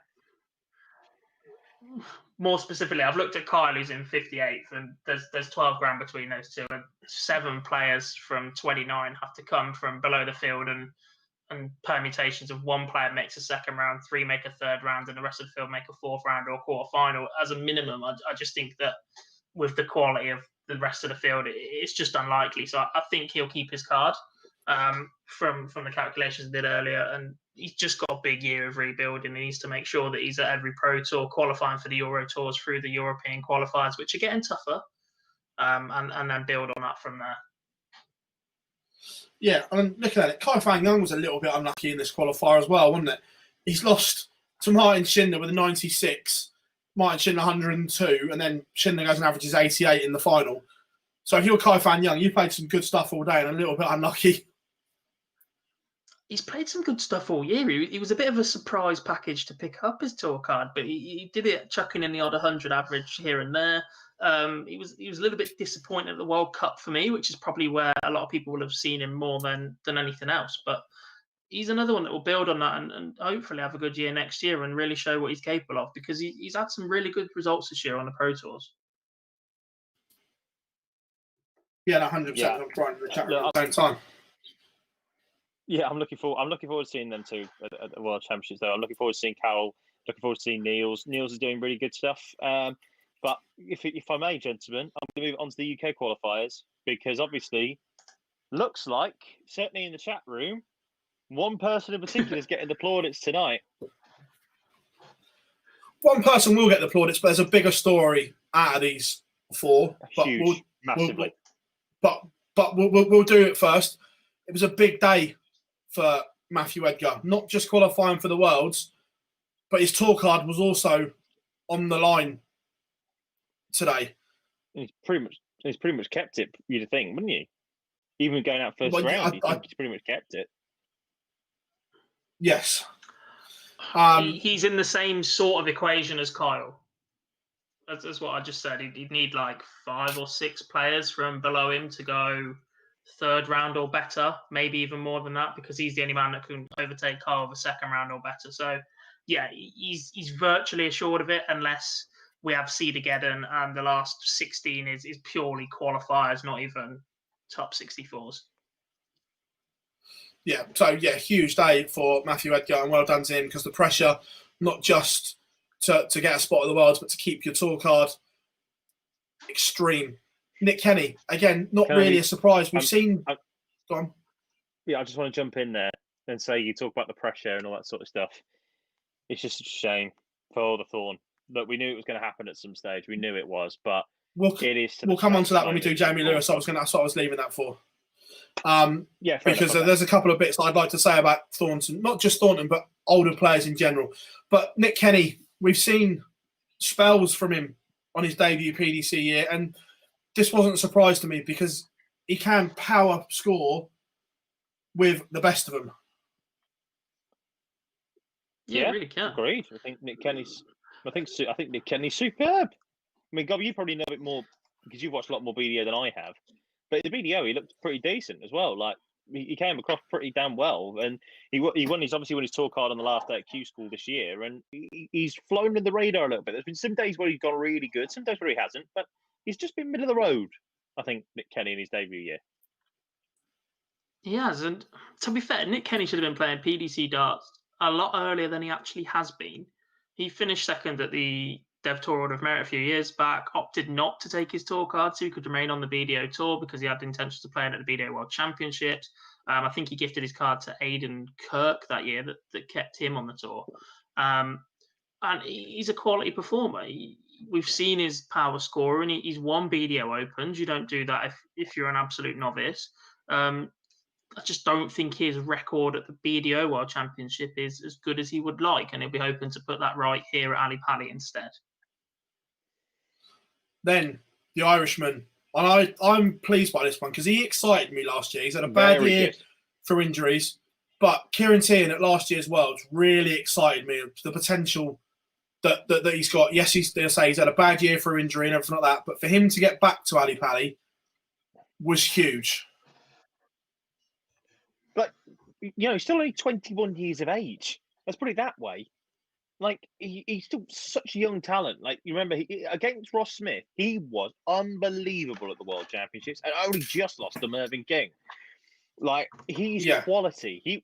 We've talked about Irish darts. Let's just talk about it. Daryl Gurney, Brendan Dolan, whether you want to class them as Ireland or you class them as the whole island of Ireland. I'm not suggesting that it's Northern Ireland, Republic of Ireland. I'm not going down that road and all that sort of stuff. I'm not going to do an Amazon. Apologising for the troubles. We're going to go. So you've got Daryl Gurney, Brendan Dolan, William O'Connor. You've got obviously King Barry as well. You've got Kieran Tierney, Steve Lennon. There's loads of Irish talent. Have I missed anybody out on that one? Any other Irish? Mickey Mansell.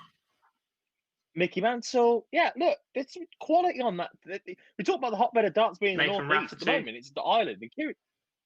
Yeah, there's also, like you say, there's some quality in there, and I think Irish darts is going to go from strength to strength. And Kieran Tierney's going to be around for a long, long time. And I'm glad that he's back at the Worlds this year. Really glad. Good man. Right, the last one. Jamie Lewis played Robert Thornton for a space in the Worlds. Now, if I'm being honest, I wish these two could have been split up because there's a story here behind both. We'll do the happy one first. Jamie Lewis, after a troubled few months, we saw him melt down on the Euro Tour stage and on social media afterwards. For him to come back and get back to Alexandra Palace, huge kudos to the young man because obviously he was fighting some demons at the time, but just an unbelievable experience and achievement job for him to head back to the Palace. Yeah, I think it's absolutely massive considering the year he's had and the troubles he's had on the board. At times he's been a bit lost, to be fair. He just hasn't been himself, and I know how frustrating that can be to not be able to deliver a level of performance that you expect of yourself or that you've been capable of before for whatever reason, and you just start to try harder and it just starts to break down even more. And the recovery and to be in this position now is superb from him, and hopefully can use it as that second chance stepping stone, as you like, to set himself up nicely for next year, get some ranking money behind him and really build on it again once again. Because let's be honest, a couple of years back, he was a top 32 player. He made the match play. He's got experience, right? And he's more than capable. We saw that on his run to the semis at the Worlds. There's no reason why he couldn't repeat that in the future. Yeah, and obviously the counteract to that is Robert Thornton won't be at the World Championships and sadly will lose his tour card. Whether he chooses to go to Q-Score or not, obviously we don't know yet. I think he will because he's a fighter. Sad day when the Thorn loses his tour card because what he's achieved in the PDC is unbelievable. 2 TV titles, a double in 9 data. And this is my point on not just Thornton, but there's a few in this bracket that when these greats, and he is a great, I'm going to put it out there, lose their tour card. His UK Open win is one of the greatest TV wins of all time. The caliber of player that event was ridiculous. But when these players drop off tour and lose their tour card, they just seem to be forgotten about and left in the wilderness, which doesn't really happen in any other sport. When the greats of other sports retire or drop off tours, something's done to celebrate their careers almost. And in darts, I feel it's not. I don't know what you guys think about this, but I was thinking about this today, that it's happened in the past. There's only two that remind there's only two to my knowledge, and I will use his name, even though he's come back. Even to be fair though, even that one, he didn't really get a bit of a send off, did he? Because he was so piss poor at the works. Yeah, well, yes, he should have left. He got a Premier League out of it. That's a big enough send off. But all I'm saying is, Rotterdam was possibly the greatest send off you could have given a man ever. Right? There's only one there's him and there's Taylor. That's it. And other than that, but they're the only two to have ever premeditated a retirement. They're the only two to have ever really premeditated a retirement, aren't they? Everyone else has just been comfortable enough to accept that they're going to play on until the tour dictates otherwise. But that's what I mean. But I'm not saying give Robert Thornton a Premier League or anything stupid like that to say thank you. But I just think that something should be done to celebrate these careers.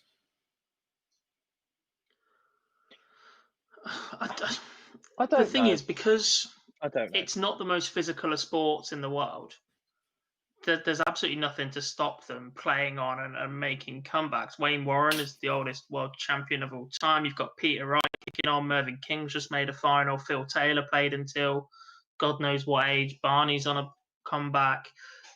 John Park didn't just disappear. They didn't just stop playing tournaments. They still went to the odd qualifier. We still saw him at the World Cup.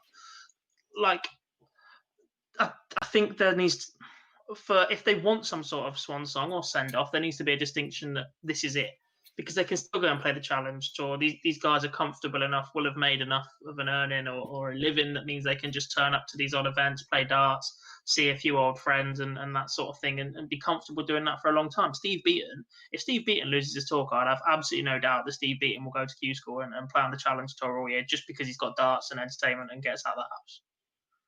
And that's the difference. Snooker, we've seen players drop off, but Barry's then given them. They've got a seniors tour, which was independent. I think Jason Francis is the man behind that, and then obviously he's dishing out wild tour cards. I just don't see that happening in a sport that's got the progression line it does. Is one that for me it's not used enough on it, or hasn't been used properly, in my opinion. Is the Hall of Fame. Now, don't get me wrong, there are some absolute legends. There are some absolute legends of the sport in the Hall of Fame. However, we all know I'm a bit of a wrestling fan, and the night before WrestleMania, I really like the way they induct people into the Hall of Fame as its own standalone event. Would we like to see more players maybe inducted and use the Hall of Fame properly? Is that something to celebrate a career? I think so. I think that's spot on there, PB. That's a really good idea. I think, at the PDC Awards dinner, do you know how sometimes at the NFL awards ceremony as well, Dan Marino and Laces Out, for everybody who doesn't know what the NFL is. Absolutely. But at the NFL awards ceremony, they have the Hall of Fame induction class of 2020 goes in. Why don't we make it there as well? Maybe if we announce it on finals night of the World Championships alongside the Premier League picks. Let's do that. I think it's a great thing. I think you're right. Good idea. Can you tell I've thought about this a lot today because it's bugged me? Yes. I can tell that. Like I say, maybe just like the class of 2021. These are the 4 or 5 names, and you have someone induct them in properly. I know there's greater things in the world to be worrying about than that, but that's just the way I feel. So from here, we're gonna have before the worlds. We're gonna have a quick look back at the year to date, the winners, who's won stuff before we go to questions. So 5-minute warning while we go through the year. Get your questions in the chat room now, ladies and gentlemen. Are we just going to pick and choose tournaments potentially? Are we going to cover them all, or are we just going to go and pick a few of them? Oh, we'll do the TVs because they all matter. No. What's what I mean? Are you all TV events all TV matter. Tournaments on? Are you just going to? Do all TV events matter? Just certain ones. Should we just do the ITV ones? Well, maybe because they get a lot of ranking points. No, we're obviously going to cover. We'll go through them to date, and we'll go from there. Starting way back, and this seems a long time ago when life was normal. The Masters. Yeah. Stakey winning the first one of the year. I remember actually having a weekend off that weekend. I went to Greece to watch the Super Bowl with my friends. That was life. That was the day that COVID became a national emergency or an international emergency from the World Health Organization. When we flew, had no knowledge about what was going to happen. Yes, it was a strange one, but Peter Wright winning the first. And this is Peter Wright won the first TV tournament of 2020 because the world started in 2019, so it's 2019 for me. The first one of the new season, whatever you want it, was won by Snakebite. When we had fans jumping around on tables and life was normal. It was. Do you remember that night in Aberdeen, PV? That night in Seems a long time ago now, but yes. Yes, I do. Let's just say, ladies and gentlemen, that flying home at 5:30 the next morning was not fun.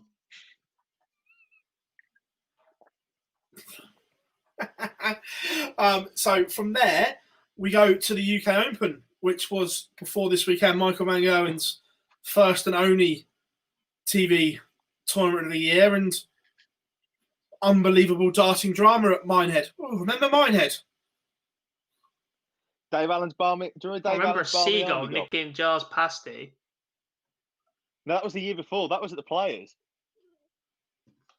Was it? Oh, Christ. Yeah. Do you remember Dave Allen's Barmy Army? Oh, yeah, I do. And I'm an official member of Dave Allen's Barmy Army, as I contributed to that machine. What a weekend that was. MVG winning that one. I'm going to touch on one night of the Premier League because March the 12th seems a long, long time ago. That was the last date where we had normal darts being played in the UK. That fateful night at the Echo Arena in Liverpool. Wow. 12th of March. I've got the calendar up in front of me. Well, where Price and Van Gerwen played a match of the year contender. Nathan Aspinall hit a 13-point higher average than Gary Anderson and still only drew the match. Glenn Durrant just about won against Darryl Gurney. Michael Smith lost his first game in 4, and Rob Cross and Stephen Bunting played out a draw. And I remember walking away from that night, PB, when we were still not all this together. We were all still working for separate organisations, thinking, yeah, this is probably the last time we do this. But come July, come the match play, it'll be fine. How wrong we were. How wrong we really were. But all anyone think you'll be reading reading? Top of your head? What's that? Sorry. Did you really remember that entire night off the top of your head like that? Yeah, it was the last night I was in the press room, mate. Of course I bloody remember it. I thought I won the Grand Prix 3 hours ago. And then from there, we were checking websites daily, hoping and praying the match play was going to happen. And then I think I WhatsApped you the picture, Jar. They cancelled something in one of the other rooms at the Winter Gardens, and it was like that was the writing on the wall.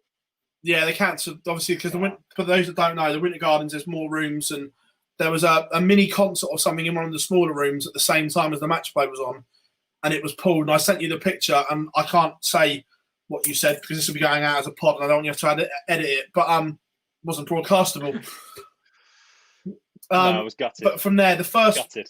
But from there, you have to credit the PDC because in July we got darts back behind closed doors, but we had live darts back on TV. The match play, first time we experienced strange darts, and it was a strange outcome because Dimitri van den Berg from absolutely nowhere lifts the second biggest prize in world darts.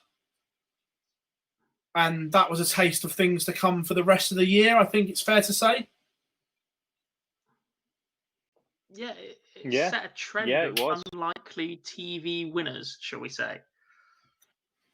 Yeah. To be fair, though, Then we massively praised that at the time as well. To get that event on the way they did it, I thought they made the arena look really That was good. huge. The screen behind was fantastic.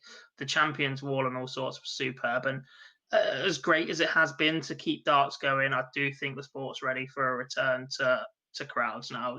It's just a bit same at the minute. I don't think there's as much emphasis on the production to look at what's going on that wall anymore. It just seems to be rotating in the back. It seems to be the same sort of shots and stuff now, and you just want that little bit of variation in the coverage. It's been fantastic. We can't really complain, but I think we're ready now for the big return of crowds. I think all sports done what it can. all sports. And now we need to be let free. Not just sport. I'm talking pantomimes. Everyone is fed up, and everyone's now. Look, just let us get back to normal.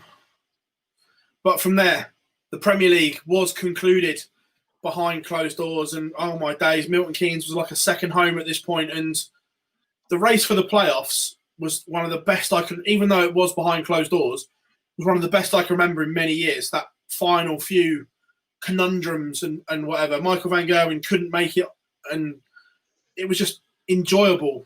The race for the playoffs meant something. Yeah, it wasn't. I think. Yeah.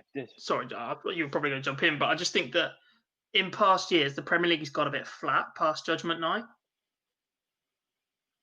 And I'm not sure if it was the intensity because we played in consecutive nights rather than week after week after week, but it just felt that little bit more special this year. I don't know how you felt, Jar.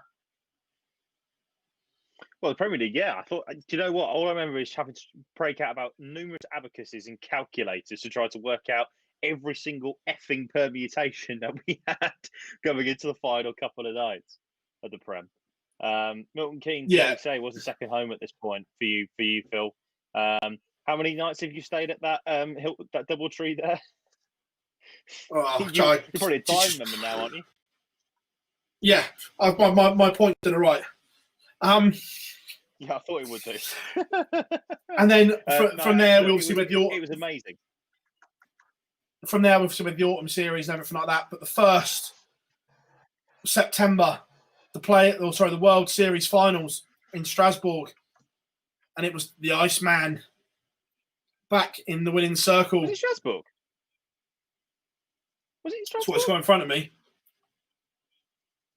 Well, sorry, Salzburg. Even I'm looking at the football one as well. Salzburg, yeah. I say Strasbourg is in France, isn't it? No, no, fair enough. Okay. Yeah, I've got a football thing up as well. No, it was amazing. Those that can't see, I've got a second one. Well, you know, multitasking. But no, it was amazing to have it was amazing to have fans back in the venue, definitely. And 100%. And it's not really a surprise. Fans back and the Iceman plays well. Then from there, yeah, absolutely right. The world. And he didn't have to play, and he played well without no fans the next week, didn't he? Yeah, he did. To be fair to him. So there, scrolling down. Then, obviously, Euro Tours galore and World Grand Prix. The Iceman back-to-back TV titles. Sadly, back in the UK, but Dirk van Dijvenbode, a boat, just catapulted himself into darting stardom by getting to the final. The Ober genius was born. He was. The Ober genius, what a man, what a hero. We all love him. Yeah, 100%.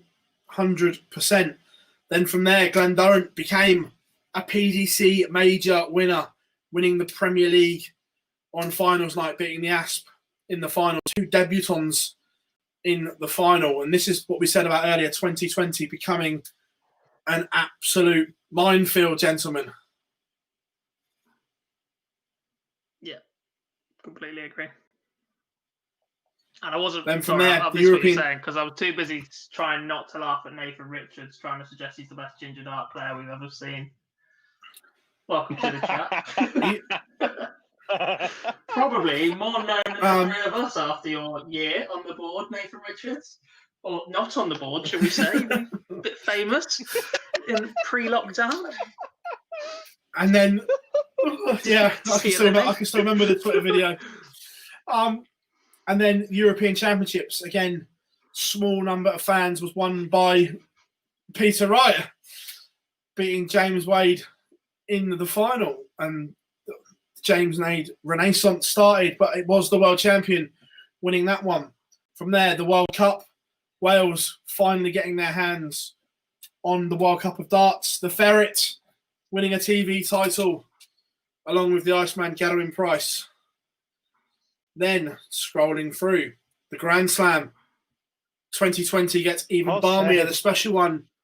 Jose de Souza getting his hands on the Grand Slam of Darts. And then the final one, the Players' Championship, the Green Machine returns to winning ways, which sets us up nicely for Alexandra Palace on the horizon. All darts fans can now see Muswell Hill illuminated. About to say. Brings back memories. They not found somewhere that was bloody flat, by the way, because that hill's an absolute B word. It is a killer every day. Although, to be fair, for Phill Bars, it's going to be like the Big Brother house, isn't it? That's what you called it, didn't you? Last year. Dear one in the Big Brother house. He's just got a tent that goes on the ice rink in the other room, isn't he? So it is like a mini Glastonbury. But right, it's that time. It is question times, ladies and gentlemen. So we're going to go back through the chat. We will answer questions for you all. And if you haven't got them in, by all means, I know you two have got the questions up as well. We're going to scour through and answer your questions, ladies and gentlemen. So, well, the first one I'm going to go through, mate, is first one I'm going to pick. Yeah, first. Well, I do. First one. Will Barney? Yeah, there it is. Will Barney win a tour card back at Q School? No. Next. I have to say, I think he will. I think he comes through a European Q School. No, he doesn't. If he doesn't, I think he does come from through European Q School. That 3-year deal he's just signed, I'd be very, very annoyed if I was the opposite end of that deal. Because don't get me wrong, the European game is still growing and there's chances, but I just don't think it's producing the quality that the UK top level does. Yeah, no, I agreed. But I think he comes through. Sorry, Cobb. No, not happening. Not having this. No. Right, let's continue to go through. Let's answer. Let's get some questions. Sorry if we're taking a little bit of time here, but the chat room is absolutely buzzing as always, guys. You guys are genuinely amazing. Here's one for you, actually. Christine Doss, obviously coming off your Hall of Fame idea, PB, saying either then turn the Circus Tavern or Lakeside into a museum. I reckon Barry would like that. Imagine turning the tavern into the Hall of Fame. The only point I say it won't happen at Lakeside because Bob Potter's got planning permission for luxury cabins around that lake. # millions. So that ain't happening. Yeah, but imagine if Barry bought the tavern. Planning permission for that. He should do some paint in the bloody main arena to start with.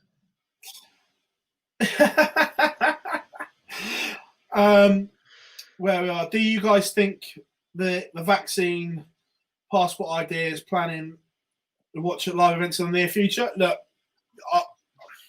just my opinion here, guys, and look, don't shoot me down for this, but I think the signs are we are going to go back to normality in 2021. I fully expect by the end of spring, beginning of summer, that we have large crowds back in arenas, not just sport arenas, full stop. And I would love and hope that the hallowed Winter Gardens is the first one at full capacity in the Mecca of the North, Blackpool. Please. I think we are on the right way to. Yeah, Nathan's put in there. What's worse, Gory's darting ability or Jarlath's hairstyle? Both the dross. What have I done? Hang on a minute. What have I done? 100% my darting ability. Definitely. About to say, what's wrong with my hair? My hair's lovely. Piss off.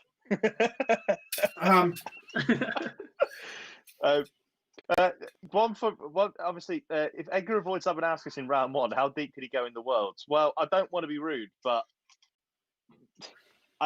look, whoever he plays on that Pro Tour Order of Merit is going to be a difficult challenge for him.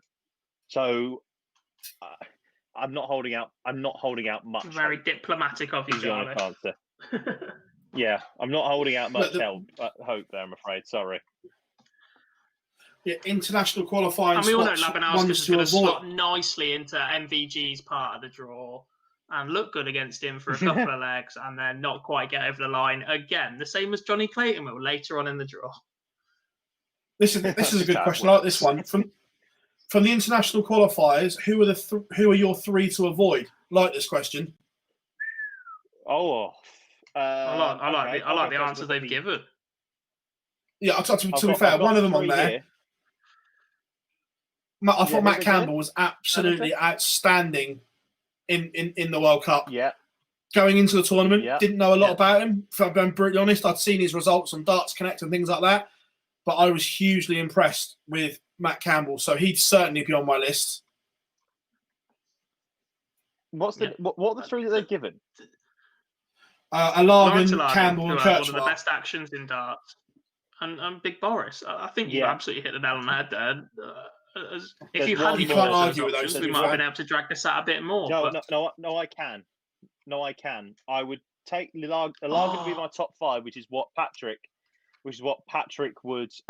Patrick's asked us on the comments as well. Alagan would be in my top five, but I raise you, gentlemen, a very young Irishman by the name of Keane Barry. Oh. Is he an international qualifier, though? He is, yes. He's on the international qualifying list, Philip Bars. Didn't he come through the Challenge Tour? He came through the Dev Tour. And he's on the international qualifier list according to the list on Wikipedia. Which is, I wouldn't put him as an international qualifier. I wouldn't have him as an international qualifier personally. However, I agree, absolute monster danger in. I also think that there's four. So I think you're absolutely spot on. You got Alagan, you got Matt Campbell and Boris. I've got Keane Barry on there, and I'm going to raise one more, and that is the young German, Nico. Nico Kurtz. Nico Kurtz, yes, is a danger. Can you hear me? Absolutely. I'm with you on. Yes. I'm with Paul Lim. It's Paul Lim at Ali Pally. Look, I remember being in the room for that 9-darter attempt against Gary. I remember being absolutely heartbroken. One from Owen here. When are we expecting an announcement on Ali Pally crowds? I think early next week. For everyone that knows, I'm a huge boxing fan, and there was an interview with Eddie this afternoon, and he's hoping to announce Monday, Tuesday the plans for fans with AJ on the 12th. So obviously timescales are quite similar to AJ fighting and the world. So I would expect something, if not late this week, early next week at the latest. I know if you follow Matt Porter on Twitter, the PDC chief exec, he literally said, look, we are working our nuts off here to get this to get this sorted. So look, I think late this week, early next week, Owen, we will know one way or the other what is going on with fans for Ali Pally. Are we agreeing there, gents? Yeah, absolutely. Yeah. Absolutely spot on. One here. If they can get an answer ready for it, they'll have it ready for when they do the draw, which is Thursday morning. If they can, yeah. 100%. One here also, would you like some senior type players to play as contenders in the Premier League? Not for me. I'd like to see a seniors tour, but not seniors in the Premier League. I'd like to reminisce and see them play each other, personally. Charles got a smirk on his face. He's obviously seen something in the... Do you know what? Like, isn't that supposed to be... If Contenders is going to stay next year, I wouldn't mind seeing it as a Legend version. Yeah, but I'd say, didn't Wayne nearly basically throw the cat out of the bag about that one? That's what I'm smirking at. We all know that there's talks for the seniors tour to happen. It's just a case of can they get it off the ground. Is another one. Can we expect some of the field of 96 won't make it travel testing? Look, I'd be. Of course, I want everyone to be able to travel and pass tests, but the way it's going in every other sport, when they're coming back off international duty, would I be surprised if someone failed a COVID test? No. And following on from that, Paddy in the comments has said, "Do you think they'll give Fallon a wild card for the Worlds? If anybody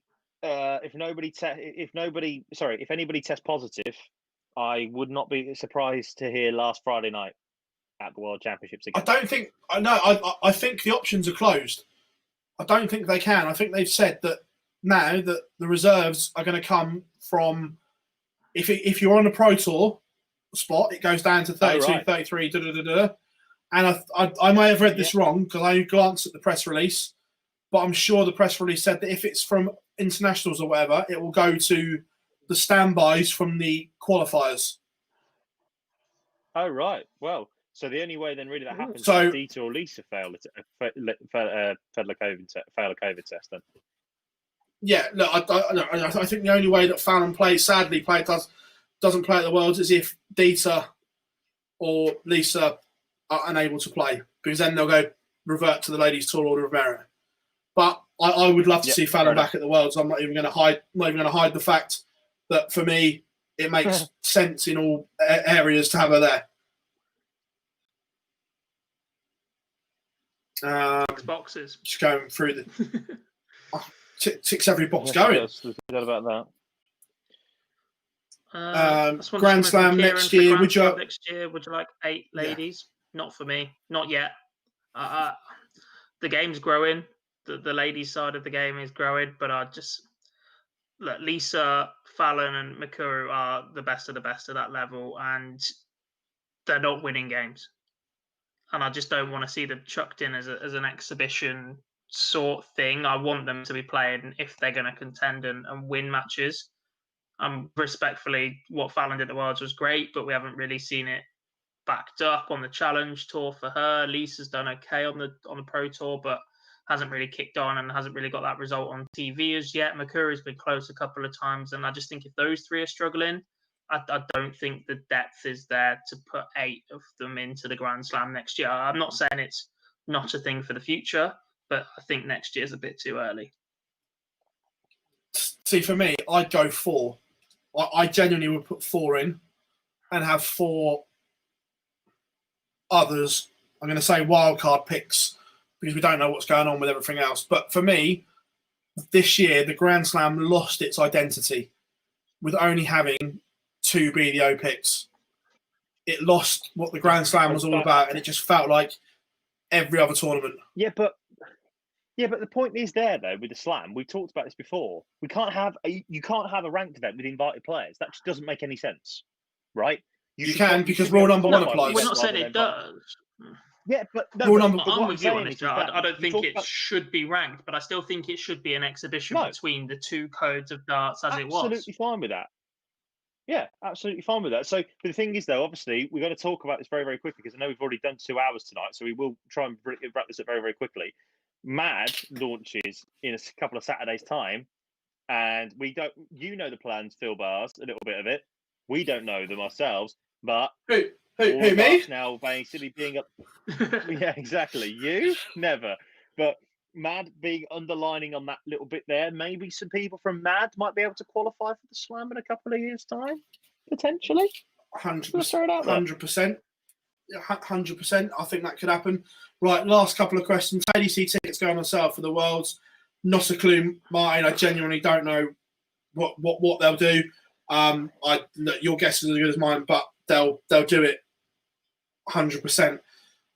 Callum, when do the tour card losers get finalised like the Thorn? If you go to dartsranking.com, mate, and go to tour card race, it's all there worked out in front of you, who's already lost it and who hasn't and who needs what of the Worlds.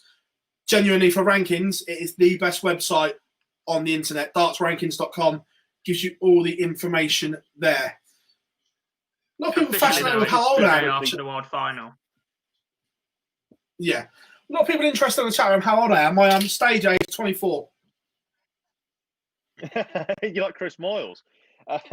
Yeah. Quickly. Start- Also, well, Um, Dan Short said in there, do you think Joe's saying Dimitri will be in the Premier League? Yes, absolutely, but we will come and do Premier League picks another time. We've got so much more to talk about, and We've got done a lot Premier more League so to just get often in the last few quality weeks through. as well. yeah. Well, Absolutely right. Yeah. right. Competition, gentlemen. Right. Oh Christ! Yeah, completely forgot about that. See this is why I make notes. Right. Good. So we did Good the mask competition a few weeks ago, and my apologies that we haven't picked winners. So I've got 10 from the normal one. However, everyone that is still listening to us, when this goes live into a normal video on YouTube, the first 10 to comment #ODDarts will also get the online darts face mask. So when this goes in as a normal video, obviously it takes 20 minutes or so to work through, but it'll go back as a watch back. The first 10 normal comments, #ODDarts, will get one. However, our winners of the face masks, and I will go through and find you and DM you all to get your addresses, but we have Daniel Barnes, Kevin Shepherd, Podrak Dine, I hope I pronounced that right, Danny Slayer, Darren Nicholson, Patrick. Richard Stanway. Podrick.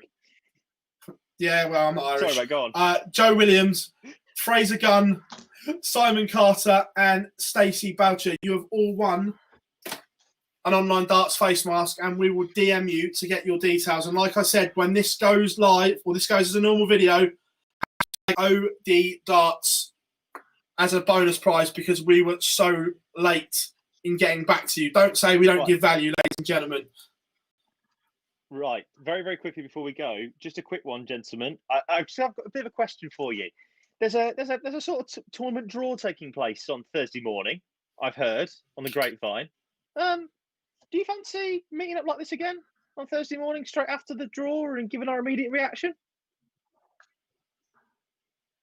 I think it would be rude not Yeah, to why if not? I can get out of bed on time. 9:30 is bloody early. I'm up at 7 o'clock most days. I'm supposed to be working from home, mate. Yeah. I go from there to here. It's the best commute in the world. Right, isn't it? It's the best, isn't it? It's the best. It might be a bit longer. everybody- Thursday it'll be a bit longer. I've actually got to walk from my bedroom to the new office. So yeah, let's do Yes, it. of course. The first So- online Oh, darts live stream from the new Yeah. venue for me. the new place. Absolutely. So yes, so Until join I us, find out the everybody, Wi-Fi Thursday hasn't morning. arrived, it doesn't work properly. Well, you know, it is what it is. Thursday morning, by the way, everybody. So join us then. We're going to be on straight after about. We'd say, are we going to do it live? We're going to be there live, or we're going to do it literally straight after the draw? No, do it live. React as they come out of the hat. Okay. Well, okay. So in which case then I've got to type up the draw then online while you guys basically talk it through. But, ladies and gentlemen, thank you so much for joining us on the live lounge this evening. Comments were absolutely amazing. Buzzy in the chat room was amazing. Thank you all very much. If you haven't yet, go and hit that subscribe button or follow us Facebook, Instagram, and Twitter. It's been great, and we will see you Thursday morning. Of course, your number one darts platform, Online Darts. I've been Phill Bars, joined by Jack Garwood and Jarleth and Jack. As always, gentlemen, thank you very much, and we will see you all again. Good night.